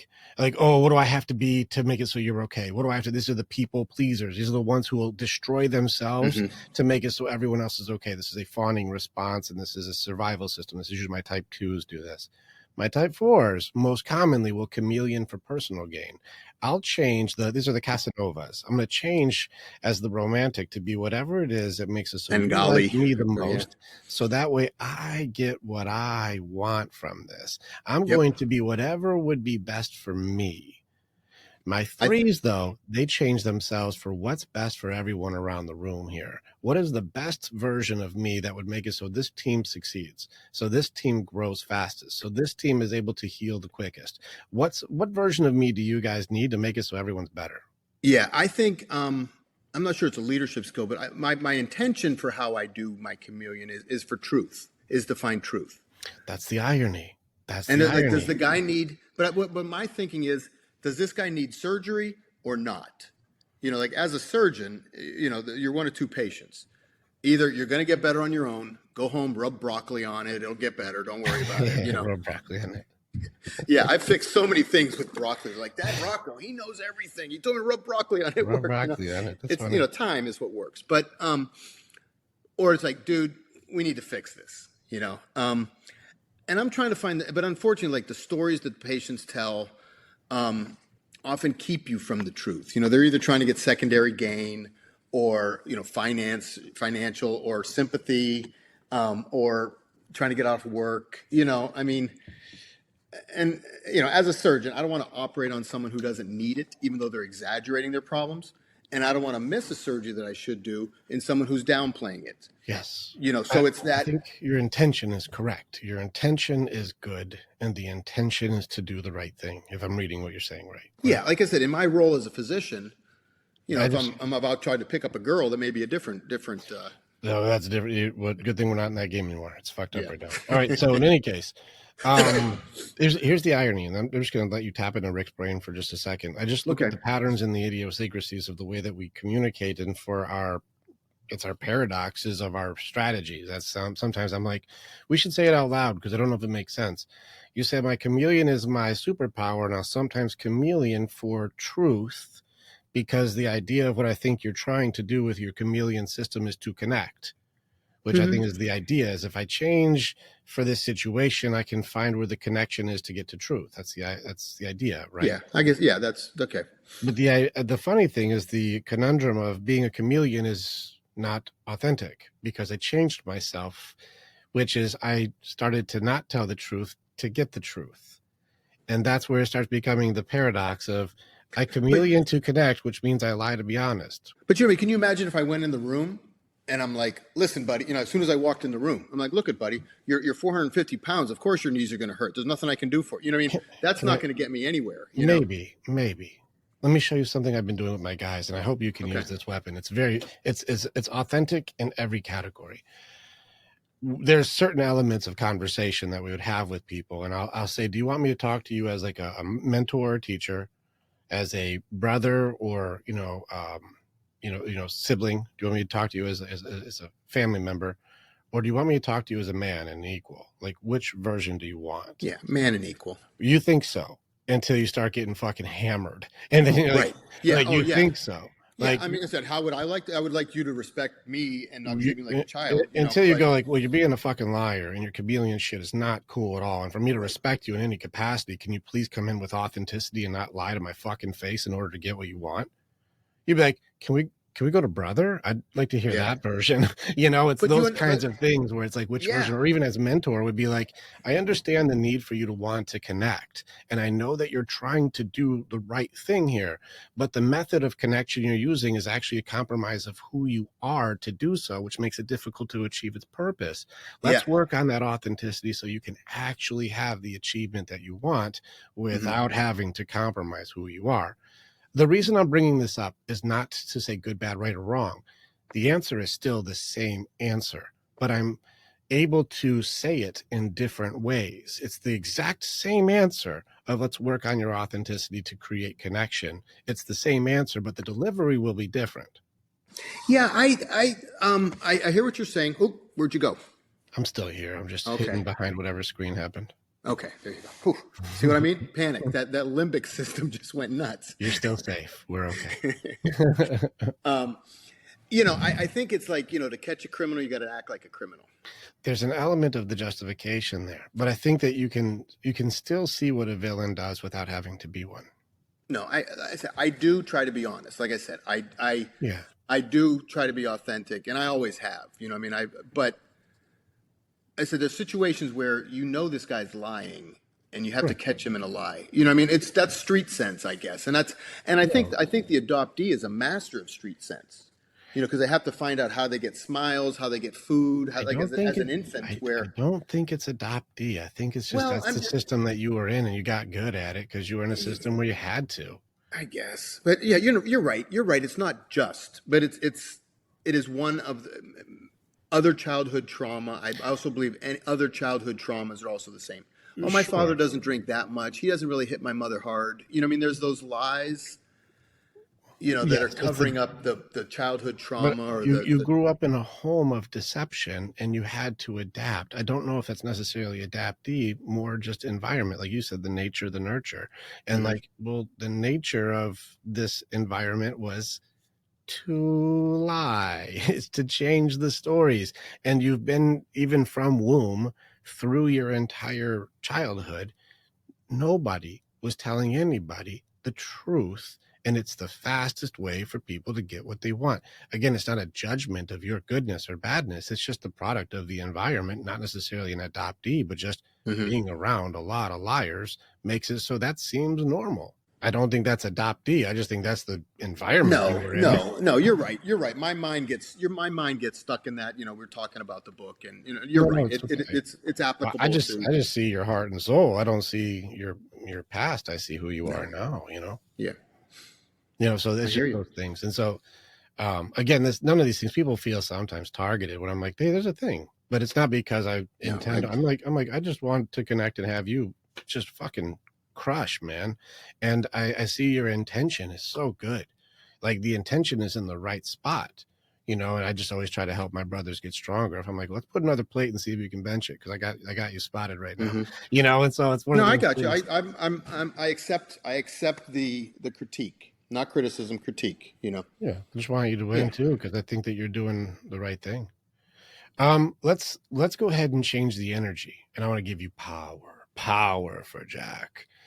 Do it. Jack, fire off a question at me as though any type of question to go like, okay, well, what about you, Rick? And I want you to be able to find some tools that you can utilize that would be very useful for your mission, because I'm also on the front lines in this thing when it comes to working with men. I have thousands of guys that we work with. And, most people actually don't know. They will listen to these shows. They don't realize I do deep work psychology and really help build powerful, badass men, authentic, strong, confident. We teach our guys to be good leaders. And so they don't know that we have programs and stuff. What would your question be? Like, I want to make sure that this area gets stronger. What would I would say that. I would say the self, I think you've kind of touched upon it, but it is that, in different scenarios, like having that confidence to exude leadership. I think that, you're right. My leadership skill is probably lacking because of I'm undercutting myself before I say something. I'm being the jokester. I'm being the sarcastic. I'm almost defeating the mission before it begins with my sarcasm. At times. Correct. This is what I do this with my men often. What is the question? How do I get rid of that self-doubt that makes me be sarcastic, that makes me, So then you'd want to know, like, how do we beat doubt? Yeah, doubt. Okay. And the there's an inadequacy there that you're using a defense system. I think Lewis Howes calls it the Joker mask, where like, if I can make you laugh, you don't ask questions. And that's kind of the trick. And comedians do this. It's highly effective too. It's extremely effective because you won't know that I'm suffering because I'm more concerned in making you laugh than you getting into what's really wrong. And it's a good deflection tool. It works very well too. It's this very successful one. Worked great for Robin Williams until it didn't, Yeah, well, I have theories on this one too, but that's different. So in any case, if we go off the story, correct, but that's a different game. So on this one, if you're using the Joker mask to try to protect yourself, we have to go into you and me. Like, protect yourself from what? A judgment, a ridicule, a betrayal, a loss, a fear. Like, what are we doing here? And if you're like not feeling good enough, you're like, so I use deflection to stay away from the evaluation of my worth. Like, that's the game plan. Like, I want to make sure, like, before we go in and start doing battle, what are we fighting here? What's the strategy? Yeah. So I would say then we start getting into the imposter syndrome. When I believe I'm an imposter, when I'm acting as Jack, when I know I'm really Larry, my whole life has been an imposter in a way. So you want to try and hide that insecurity, I guess, right? Which goes into then who are you really then if you're trying to play a role? There's a lot of ways to find this. First, I want to give you the right weapon. I hope you use this on your guys because this changed my life. Each of us has a thing that's down. And so yours, with the deceit element that you have to fight, goes into control systems. There's control, and deception is the fastest way to get what you want. Then you've got fear, and fear is heart side attack. It's going to go into like all the worries of all the things, and my nerves and all that shit that goes into the heart element. Deception is mind. Then it goes into the spirit side of it. This is your character and who you really are as a person, and your integrity, your dignity, your honor. That goes into the spirit, and that goes into doubt. And that's where your doubt comes in. Like, I don't know if I'm good enough. I don't know if I can believe in myself. And then you got distractions. Distractions is body side. It's your pleasure system. But if you overindulge your pleasure system, you're going to be sacrificing time, which is how you measure your life. And it will take every minute you fucking got. And it's going to take you off purpose and make it so you're a lost body. You're just gone. And you'll throw it in the garbage. You'll throw your life away. So if we're going to go into the character spirit element of who you really are as a person, let's get into doubt. Remember that these are external elements that get in through feelings. And one day I'll go through my map with you because I break this thing down. It's fascinating how it works. Doubt comes in through your motivation system, and you have a high motivation system. So like when you want to achieve stuff and you want to do stuff, the way to fuck with you is to fuck with that area in your feelings, because it's linked to what emotions that you have to it. So if you're like, I want to win this thing, or I want to be the best in my field, or I want to help these people do this thing, there's a goal that I'm motivated to do. Doubt works where someone will come in and go, you can't fucking do that. That's a stupid idea, Jack. Why the fuck would you think you could do that? That's dumb. Like, it just takes an outside attack that comes in to try to hit you in a thing that makes it so you believe you can do this or can't. Well, your feelings go right to your belief system. Your belief system is this was a good idea. But now I got this doubt in here, like that's not a good idea. And then I have to go into my loop for a success loop. And that goes into like my beliefs, my potential, my actions, my results. And then it goes back to beliefs. That's the circle of these things. So I'm like, okay, I believe it's a good idea, but maybe not. Well, how much potential am I going to invest into an idea that I don't know now? He says it's a stupid idea. Well, my action, probably not going to be the best action, but I'm going to go for it still. I'm still going to try. But I gave it some action and I got some results on this one. And the results, meh. I'm like, oh shit, it was meh results. So now it goes back to my beliefs. What's your attitude towards doing this thing now? You're like, I got meh results. I got to get better at these results. It doesn't look good, but we're going to try it again. Let's go for it. Okay. We're good to go. And so I'm going to go and put maybe a little less potential because it doesn't seem like it's working, even less action. So shit, I kind of dabbled this time. Results, dog shit. And it looks like, you know what? They were right.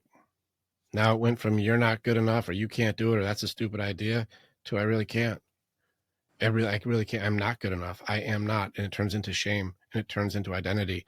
It goes from an external thing and it turns into I am not good enough. I am full of stupid ideas. I am never going to be loved. I am. That's your shame system. That's identity and shame. Starts going into that. I am a piece of shit. I am a loser. I am. You manufacture this on your own after this point, by the way. And if you do too much of it, it turns into depression. And that's a different training. So first, like that's where doubt to shame to depression, how that works. And I've gotten people out of depression in 1 hour.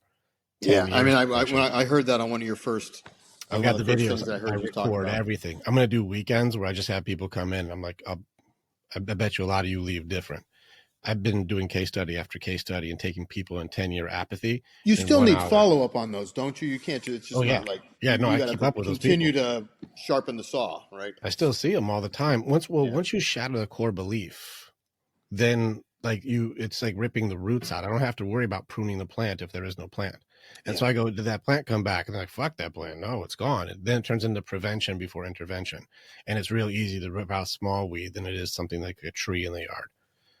And so after that, they know how to do it. It's trained or untrained. Once you know how to do it, you don't need me anymore.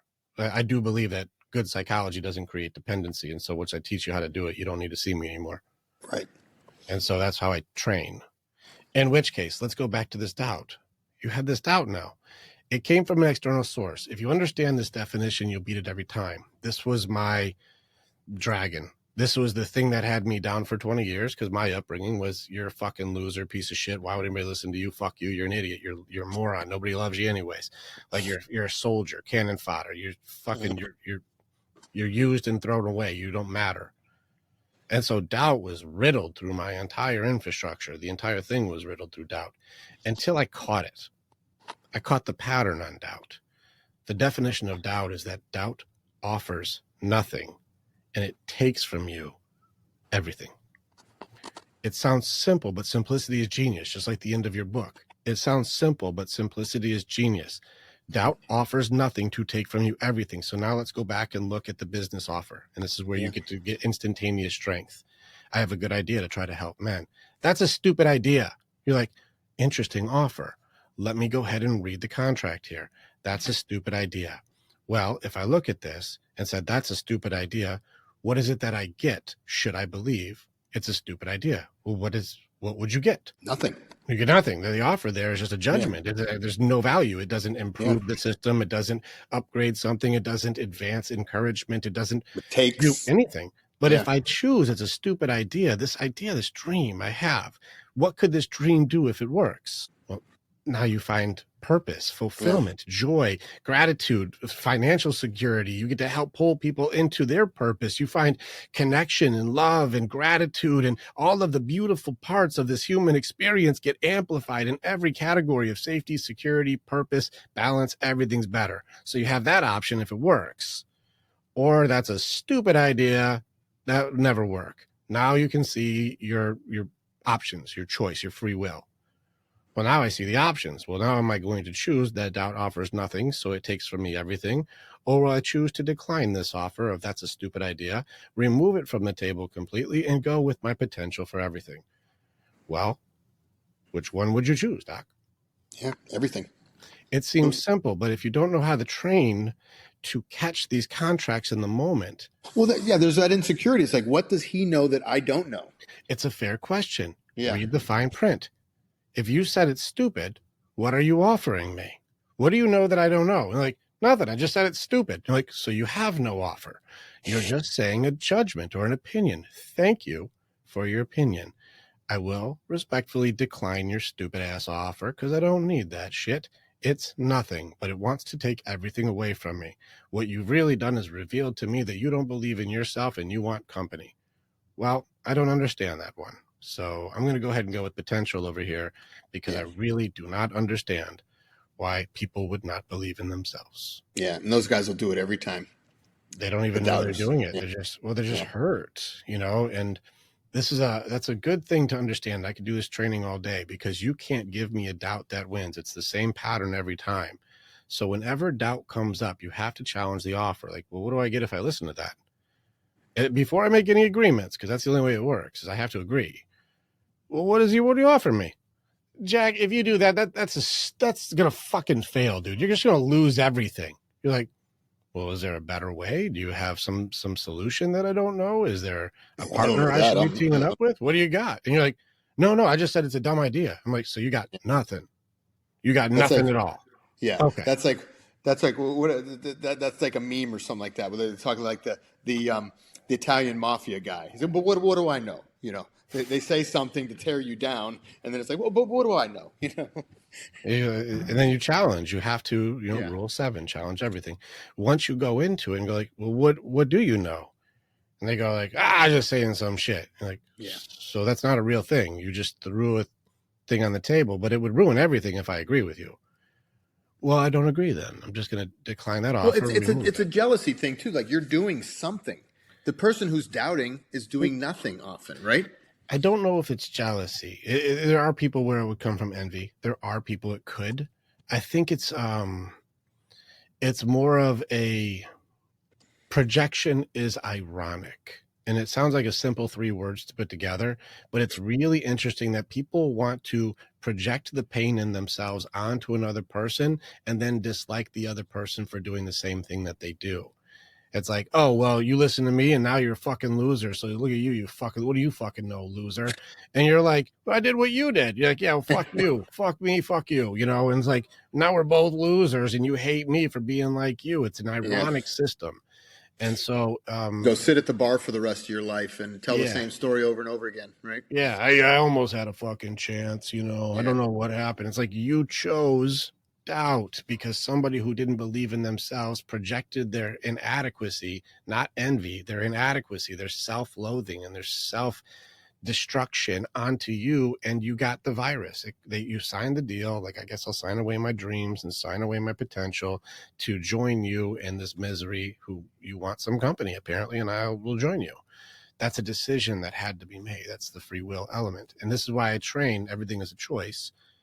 If you can catch the offer, I can simply decline the offer without even anger, without even frustration or fury. I do not have to use wrath to disagree. I can just go, you're not offering anything there. You know that, right? Like, oh yeah, I'm not offering shit. Well, I'm just going to decline that offer and I'm going to go with my potential. Like, I don't really, that's not even an argument. And so when you understand how doubt works, you go through every system in your belief system on, like, where did the doubt come from? Go back to the original contract. It came from parents. It came from teachers. It came from nuns. I don't know. It came from all these people that said, you're not enough, or it won't work, or you can't do it. And you have to go, well, what are you offering me? And they're like, I'm not offering shit. I just have an opinion. I'm like, so nothing. Thank you for your offer. I'm going to decline your offer, remove it from the table completely, and go with my potential. Well, there's a reason why, 50% of the world is below average. I mean, like, those people who are always doubting, they're not that upper 10% or whatever. They're not supposed to be. This is a harsh realization I've realized. And there's the story about the eagles and the chickens. And it's tough sometimes because it's an old African proverb. Have you ever heard that before? Well, I mean, the eagle goes to the mountain and chips off his beak or something? No, I don't think that's true. There's, like, animalologists, like, they don't do that. Like, okay. So even if that isn't true, whatever. But regardless, it was a African proverb where it was an earthquake and an eagle's egg fell out of its nest and rolled down the mountain and ended up on a path. A farmer was walking by, finds the eagle's egg, and he goes, okay, well, I don't know what egg this is, but I'm gonna take it to my farm, and puts it in with the chicken coop, and the bird hatches. It's an eagle inside of there, but it's in the chicken coop. And so it's hanging out with all the chickens. And so this eagle grows up, and it's like just pecking on the ground and doing all the stuff the chickens do. Has no idea. It's made fun of for its big wingspan. It's eagle sight. Like, dude, you guys see that shit? They're like, you can't see that, you fucking freak. Like, keep your eyes down. Like, oh my God, look at that. They're like, you nuts. Look at the ground. Eat your bird seed. Eat the worms. Stop doing that shit. And any thoughts that you have of doing something great, you're just a fucking chicken. Until one day it sees an eagle flying overhead. Ask the other chicken, what the fuck, dude? Do you see that thing? It's like, oh, yeah, that's an eagle, man. That's king of the skies. This dude, 1%ers, man. It's the best. The eagles are the coolest, man. But you can't worry about that. You're just a fucking chicken like us, man. So stay on the ground where you belong. Stop thinking about bullshit you can never really do. And there are a lot of eagles that think that they're chickens their whole fucking life. No, But there's a lot of fucking chickens, and some chickens will never, ever, ever, ever dream of flying. There are a few chickens that actually do dream of flying, and they'll figure out a fucking way, and they break the rules. But that's rare. Most chickens are happy being chickens, and that's the under 50% to even begin with. And so there's an element of, there are eagles that think they're chickens, and they have huge wingspans, but they were just taught never reach their potential. Well, they were never taught to even try to. They were taught to push their potential. Not to go beat the adopted child horse any further, but how many children are put into a family where they just don't belong? They don't. That's the same for people who aren't adopted, though. Right. Yeah. But a lot of them are like, there's a whole branch of them that are called not your parent expected. These are the guys who grow up, thinking they're a Smith. And then I've had so many guys talk about, like, damaging your identity. These guys think they're a natural child of this family, and then they do a DNA test and they find out they were adopted, 50 years later. But you're right. You're like, I've been an eagle this whole time. Who knew? Well, an eagle isn't a part of your birth certificate. It's a part of it's your spirit. It's your character. It's your dream. It's the people, like, because remember, to choose to dream and to choose to fight is not a birthright. It's a calling. It's something that you have inside of you. And every man should have this thing, which is why we have to build strong men. Is there's a calling inside of us that is called to do great things, called to build, called to protect, called to lead, called to help, called to do something that's useful. And yet we're in a world where it's sit in your chair and shut the fuck up. Boys are bad. You have an attention deficit disorder, so you need medication. No, There's things that you're told that being a man I is hate bad. those diagnoses as well. You know, They're people just, mostly wrong. They've got Jonathan Haidt. they just rest on them their whole lives, you know. Well, Jonathan Haidt was on this for the last 20 years. He's like, whoa, social media with women is going to be horrible. And what they're doing with the changing of diagnosis for boys is going to create a radical new set of dependency and disorders that being a boy is bad. And it'll create a weak generation of, it's going to be a tragedy, a true tragedy when you watch the outcome of this. Mm-hmm. And it's where you're going to watch this generation has made a large group of boys who will never be loved, like never be loved. And it's very sad. I've been doing the equations on this, and every way that I see these boys turned into nice guys, which will never be loved, by the way. Women, you're very right to avoid nice guys, very right to avoid them. They are not good, and they will never be loved. I agree with your contention that, you know, there's a natural element to things that just you innately know. It comes from your genes. It comes from thousands of years before you, that it just, this is the way it is. It just makes sense. Built in, yes. But you're right. But there's some people who believe, you know, that this tabula rasa, that you can, you know, people come out as a blank slate, that you can paint whatever you want on it. And that's completely not true. I don't think it is either. I think there's an element of, I saw a thing, it's where psychology meets spirituality stuff. It's very fascinating. Jordan Peterson gets into some of it too, because he comes from the clinical psychology side. So I like to hear where that touches the spiritual lines. Yeah, and he's very strong on both sides, psychological and theological. Well, I think he's far more mind side than spirit side, because I've met him in person, and his answers are very mind side. Because even when asked spiritual connection questions, it's a very mind side answer still. And I've sent him emails and shit, sent him videos. Like, he talks about it a lot, like his religious upbringing. I think he's trying to outthink connection. And I think that that's where the issue runs into it. Because even when I just went and saw his speech, I sent him the email on this. I'd love to talk to him, but I'm one of a million people he doesn't know yet. And so I think that he's missing the spiritual connection and emotional element. So like you said, the yin and the yang, he's so strong on the white side that his dark side isn't connected to it. And so he's trying to justify everything about the black dot instead of the entire other side. And it's a very complex conversation, which really has to end with connection, love, and purpose and the non-measurables. But his speech ended with a measurable. And I'm like, that's as far as the mind side would go. But purpose goes into heart and spirit. And so that's me, of course, being Rick. So I'm like, I think it goes further. I think it goes further, right? I love how you bring in the spirit. I think it's essential. It is. Well, everything is spirit. We just have to compartmentalize so that way we can do pieces. Like your mind is, again, an organ. Your heart is an organ. These are personifications that we use to say this thing is doing its own thing, when really all of it is who you are. Yeah, that's like one of my big arguments against like the whole computer system. You know, like, you know, that everything is black and white, just, you know, punches and, you know, I always say that, you know, when you describe something in a paragraph, you know, like you look at an X-ray report, you know, but I said if you gave a 2-paragraph report of the Mona Lisa, you still don't know what it looks like. You know, there's an aura to the, you know, you cannot use words, you know, that's rhetoric. You can't use words well enough to describe the art, you know, that's right in front of your face. You look at it, you're like, wow, that's Mona true. Lisa. Yeah, it's like trying to. You could write a whole book. You know, it's a front view of a female who's half smiling, half not smiling. Like that's boring. You know, and I think like when you do the computer, you know, all these like cut and paste diagnoses, I'm never going to be able to find Rick Yee on any of these charts. Which one's Rick Yee? Because they're all just no spirit in any of the medical notes or the medical treatment. A lot of things has just been algorithm for efficiency, but most people, they all have a spirit that is different, you know? Well, they don't know how to see with their eyes closed. This is a weird thing. I know I'm weird on stuff. I don't give a fuck either. If you notice, there's things when you're talking and I close my eyes and turn my head. It's a very weird thing because I'm not listening with my eyes. You know, I'm feeling you and like, all right, what's Jack doing here? What's he doing? And like, I'm Oh, connecting to where you're at. It's an odd thing to do, but it makes it so I can see you with my eyes closed.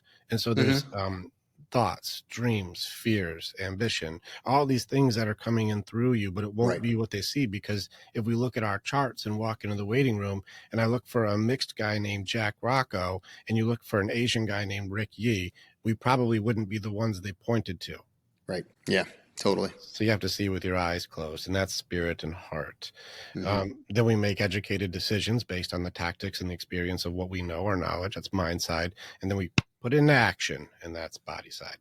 And so we have to have balance between all elements. But some people are so one-sided that they're missing the purpose and the connection to being able to push their enlightenment into acceptance. And that's, being able to have the levels of belief of life isn't happening to me, it's happening for me, and then it's happening, and then it happens through me. But when people never get to happening. Yeah, but when so many of these things are run by the the CEOs and the bean counters, they've taken all the spirituality out of so many things. I think that's only what do you think about that as far as like a source of everyone's depression? Like everything's been turned into ones and zeros, and only if that's what you worship. No, I don't worship it, but I'm saying like we deal with it on a day-to-day basis, Only if that's what you worship. I'm not saying it tricky. I mean, directly. Whatever you choose to follow, whatever you choose to obey, whatever you choose to serve, whether it's pharmaceuticals, whether it's CEOs, whether it's company brands, whether it's a luxury brand, I don't care what it is. Whatever you choose to serve and worship, you will get the fruit from that thing. And most of it, and this is my belief, is there are only two gods to choose from. There is the creator and yourself. I don't think the devil is even in the equation. It's you doing self-worship. And that's where I think like you're watching the patterns of people going, well, who do you worship and what do you serve? It's like, well, I serve this thing that's for me. And I'm like, I see that. Well, I worship, the CEO says I get this thing if I listen to him. I'm like, oh, worshiping people. Okay, that I see what we're doing. And that's when I say very directly, well, what do you worship? What do you serve? And people will wear a cross, but then worship a person. I think that was a lot of the purpose of, me, starting the men's clinic. That's an opportunity for me to use my spirit side, not just it's a knee, it's a limp penis, it's a person who is having an issue, and it's like I said, it's the big head, not the little head. Yeah, I like the analogy. You're not wrong, but once you go to the next level of ascension, it's the being, not the doing, and that's where people go to the next part. Yeah, but we got a lot of human doings out here, and they have to suppress their heart, suppress their spirit in order to get what they want, and then when they get it, I'm not able to connect to the victory or the praise because my heart's turned off, and that's the conundrum of like, I got to beat this thing. You have to turn the heart all the way back on for authenticity, so that way I can fulfill the purpose of connection to really build good people. No, I love it. I said I stalked you a little bit online, and I don't regret it.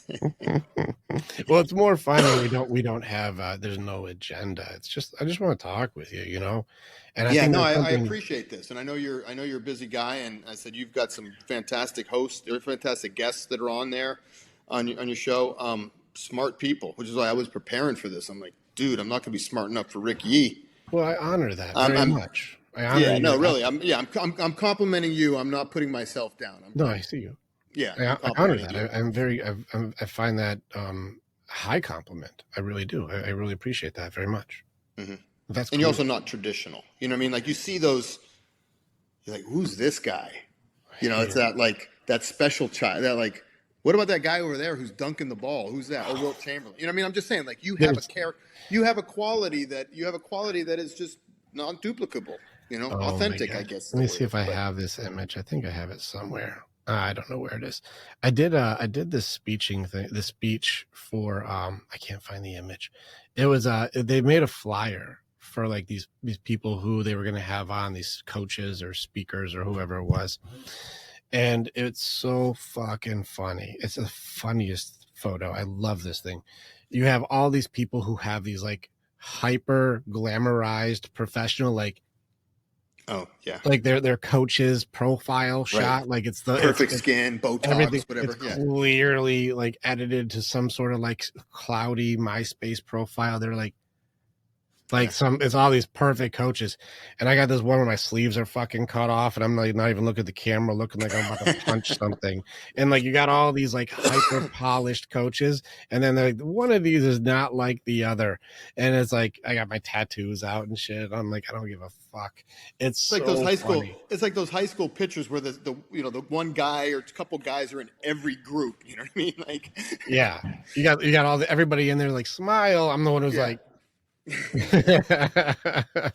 But the authenticity of what we're doing is important, and I think that's the point. Yeah, no, I like that you didn't. I mean, hey, let's just talk, and it was good. I appreciate it. Yeah, I like it a lot, and I'm very happy that I got more time with you. I really felt there was something missing when I got to have time with you before, but you were A, at work, and then B, there seemed to be more about the agenda of questions than the connection to people.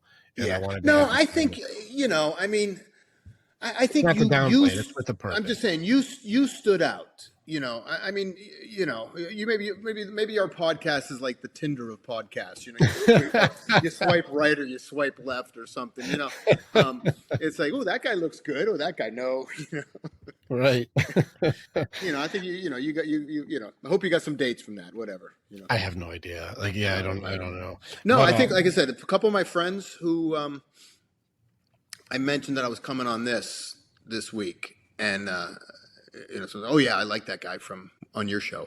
That's cool. Yeah, it's very good. It's amazing too. I have to jump back onto the public scene again. I spent the last 2 years not doing stuff. Like I've been underneath, and I've been just training and honing. I do classes every day. I do Q&As every day. I train the deepest, hardest topics every day, and I keep sharpening my sword. I was surprised you took my offer, to be honest. I mean, you seem like you really got your stuff together, and I'm like, we're just getting started, and I'm like, I like this guy. Let me send an invite, and I don't regret it. I don't regret it either. I don't see why you wouldn't be worth hanging out with. No, I know, but just. No, I don't see it. I don't see why would Dr. Jack Rocco not be a guy I'd want to talk to? No, I agree. I'm the bomb, Yeah, but you are the bomb. But I'm saying we just started, we just starting the podcast, and I'm what? I had to start it too. I had no ambition for that. This just so you know, this was a hobby that I just wanted to do for fun. This is almost nothing to do with what I actually do. In fact, we have to make sure we're more clear that people don't know I do deep work psychology and pull people directly out of hell. And I do real training with people every day. Yeah. They just listen to the show, and I talk to weird people sometimes. And they're like, that was an interesting you did it with me. I mean, you helped me. I got to promote my book, promote my company, and dude, you helped me. I mean, the point, I said, the way you precisely got right to my core, man. And I thought I was such a good chameleon, and you saw right through it. Oh, I see through all of them. Yeah, I know. No, that's a skill. That's great. But it also makes it so I can help people connect, and I really like it. There's some episodes that people get on, they don't know who I am, and I like those the best. Actually, those are my favorite. Is when people are like, I have no idea who the fuck you are. I'm like, you will.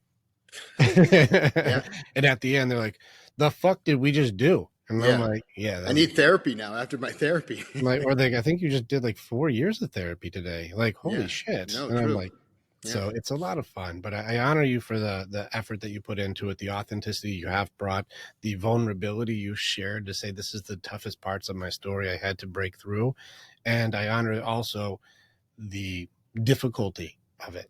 And a lot of people, like you've said in your story, really downplay. You had 6, that's what, you had like 6 weeks. It's a big fucking deal. You're like, if you understand human development, that's a fucking humongous deal. Freud would not be calling this a small deal. No. So it's very cool, man. Thank you. Thank you. Is there anything that you are working on for Men's Clinic or for anything that you want to promote so we can get some guys to have more time with you? I think I mean, look me up. If there's something out there that I'm doing, give me a call, send me a text. He can help scope your fat, fix your knee, and make your penis hard again. All the tricks. So many tools in the basket. Thank you, Doc. I appreciate you so much. Yeah. Thank you, Rick. Appreciate it. Click on the button and you can become the hero in your own story. It's time to start making the choices to change. And the evolution that you're going to do begins with choosing the next step. This is the way. And together, we're always stronger.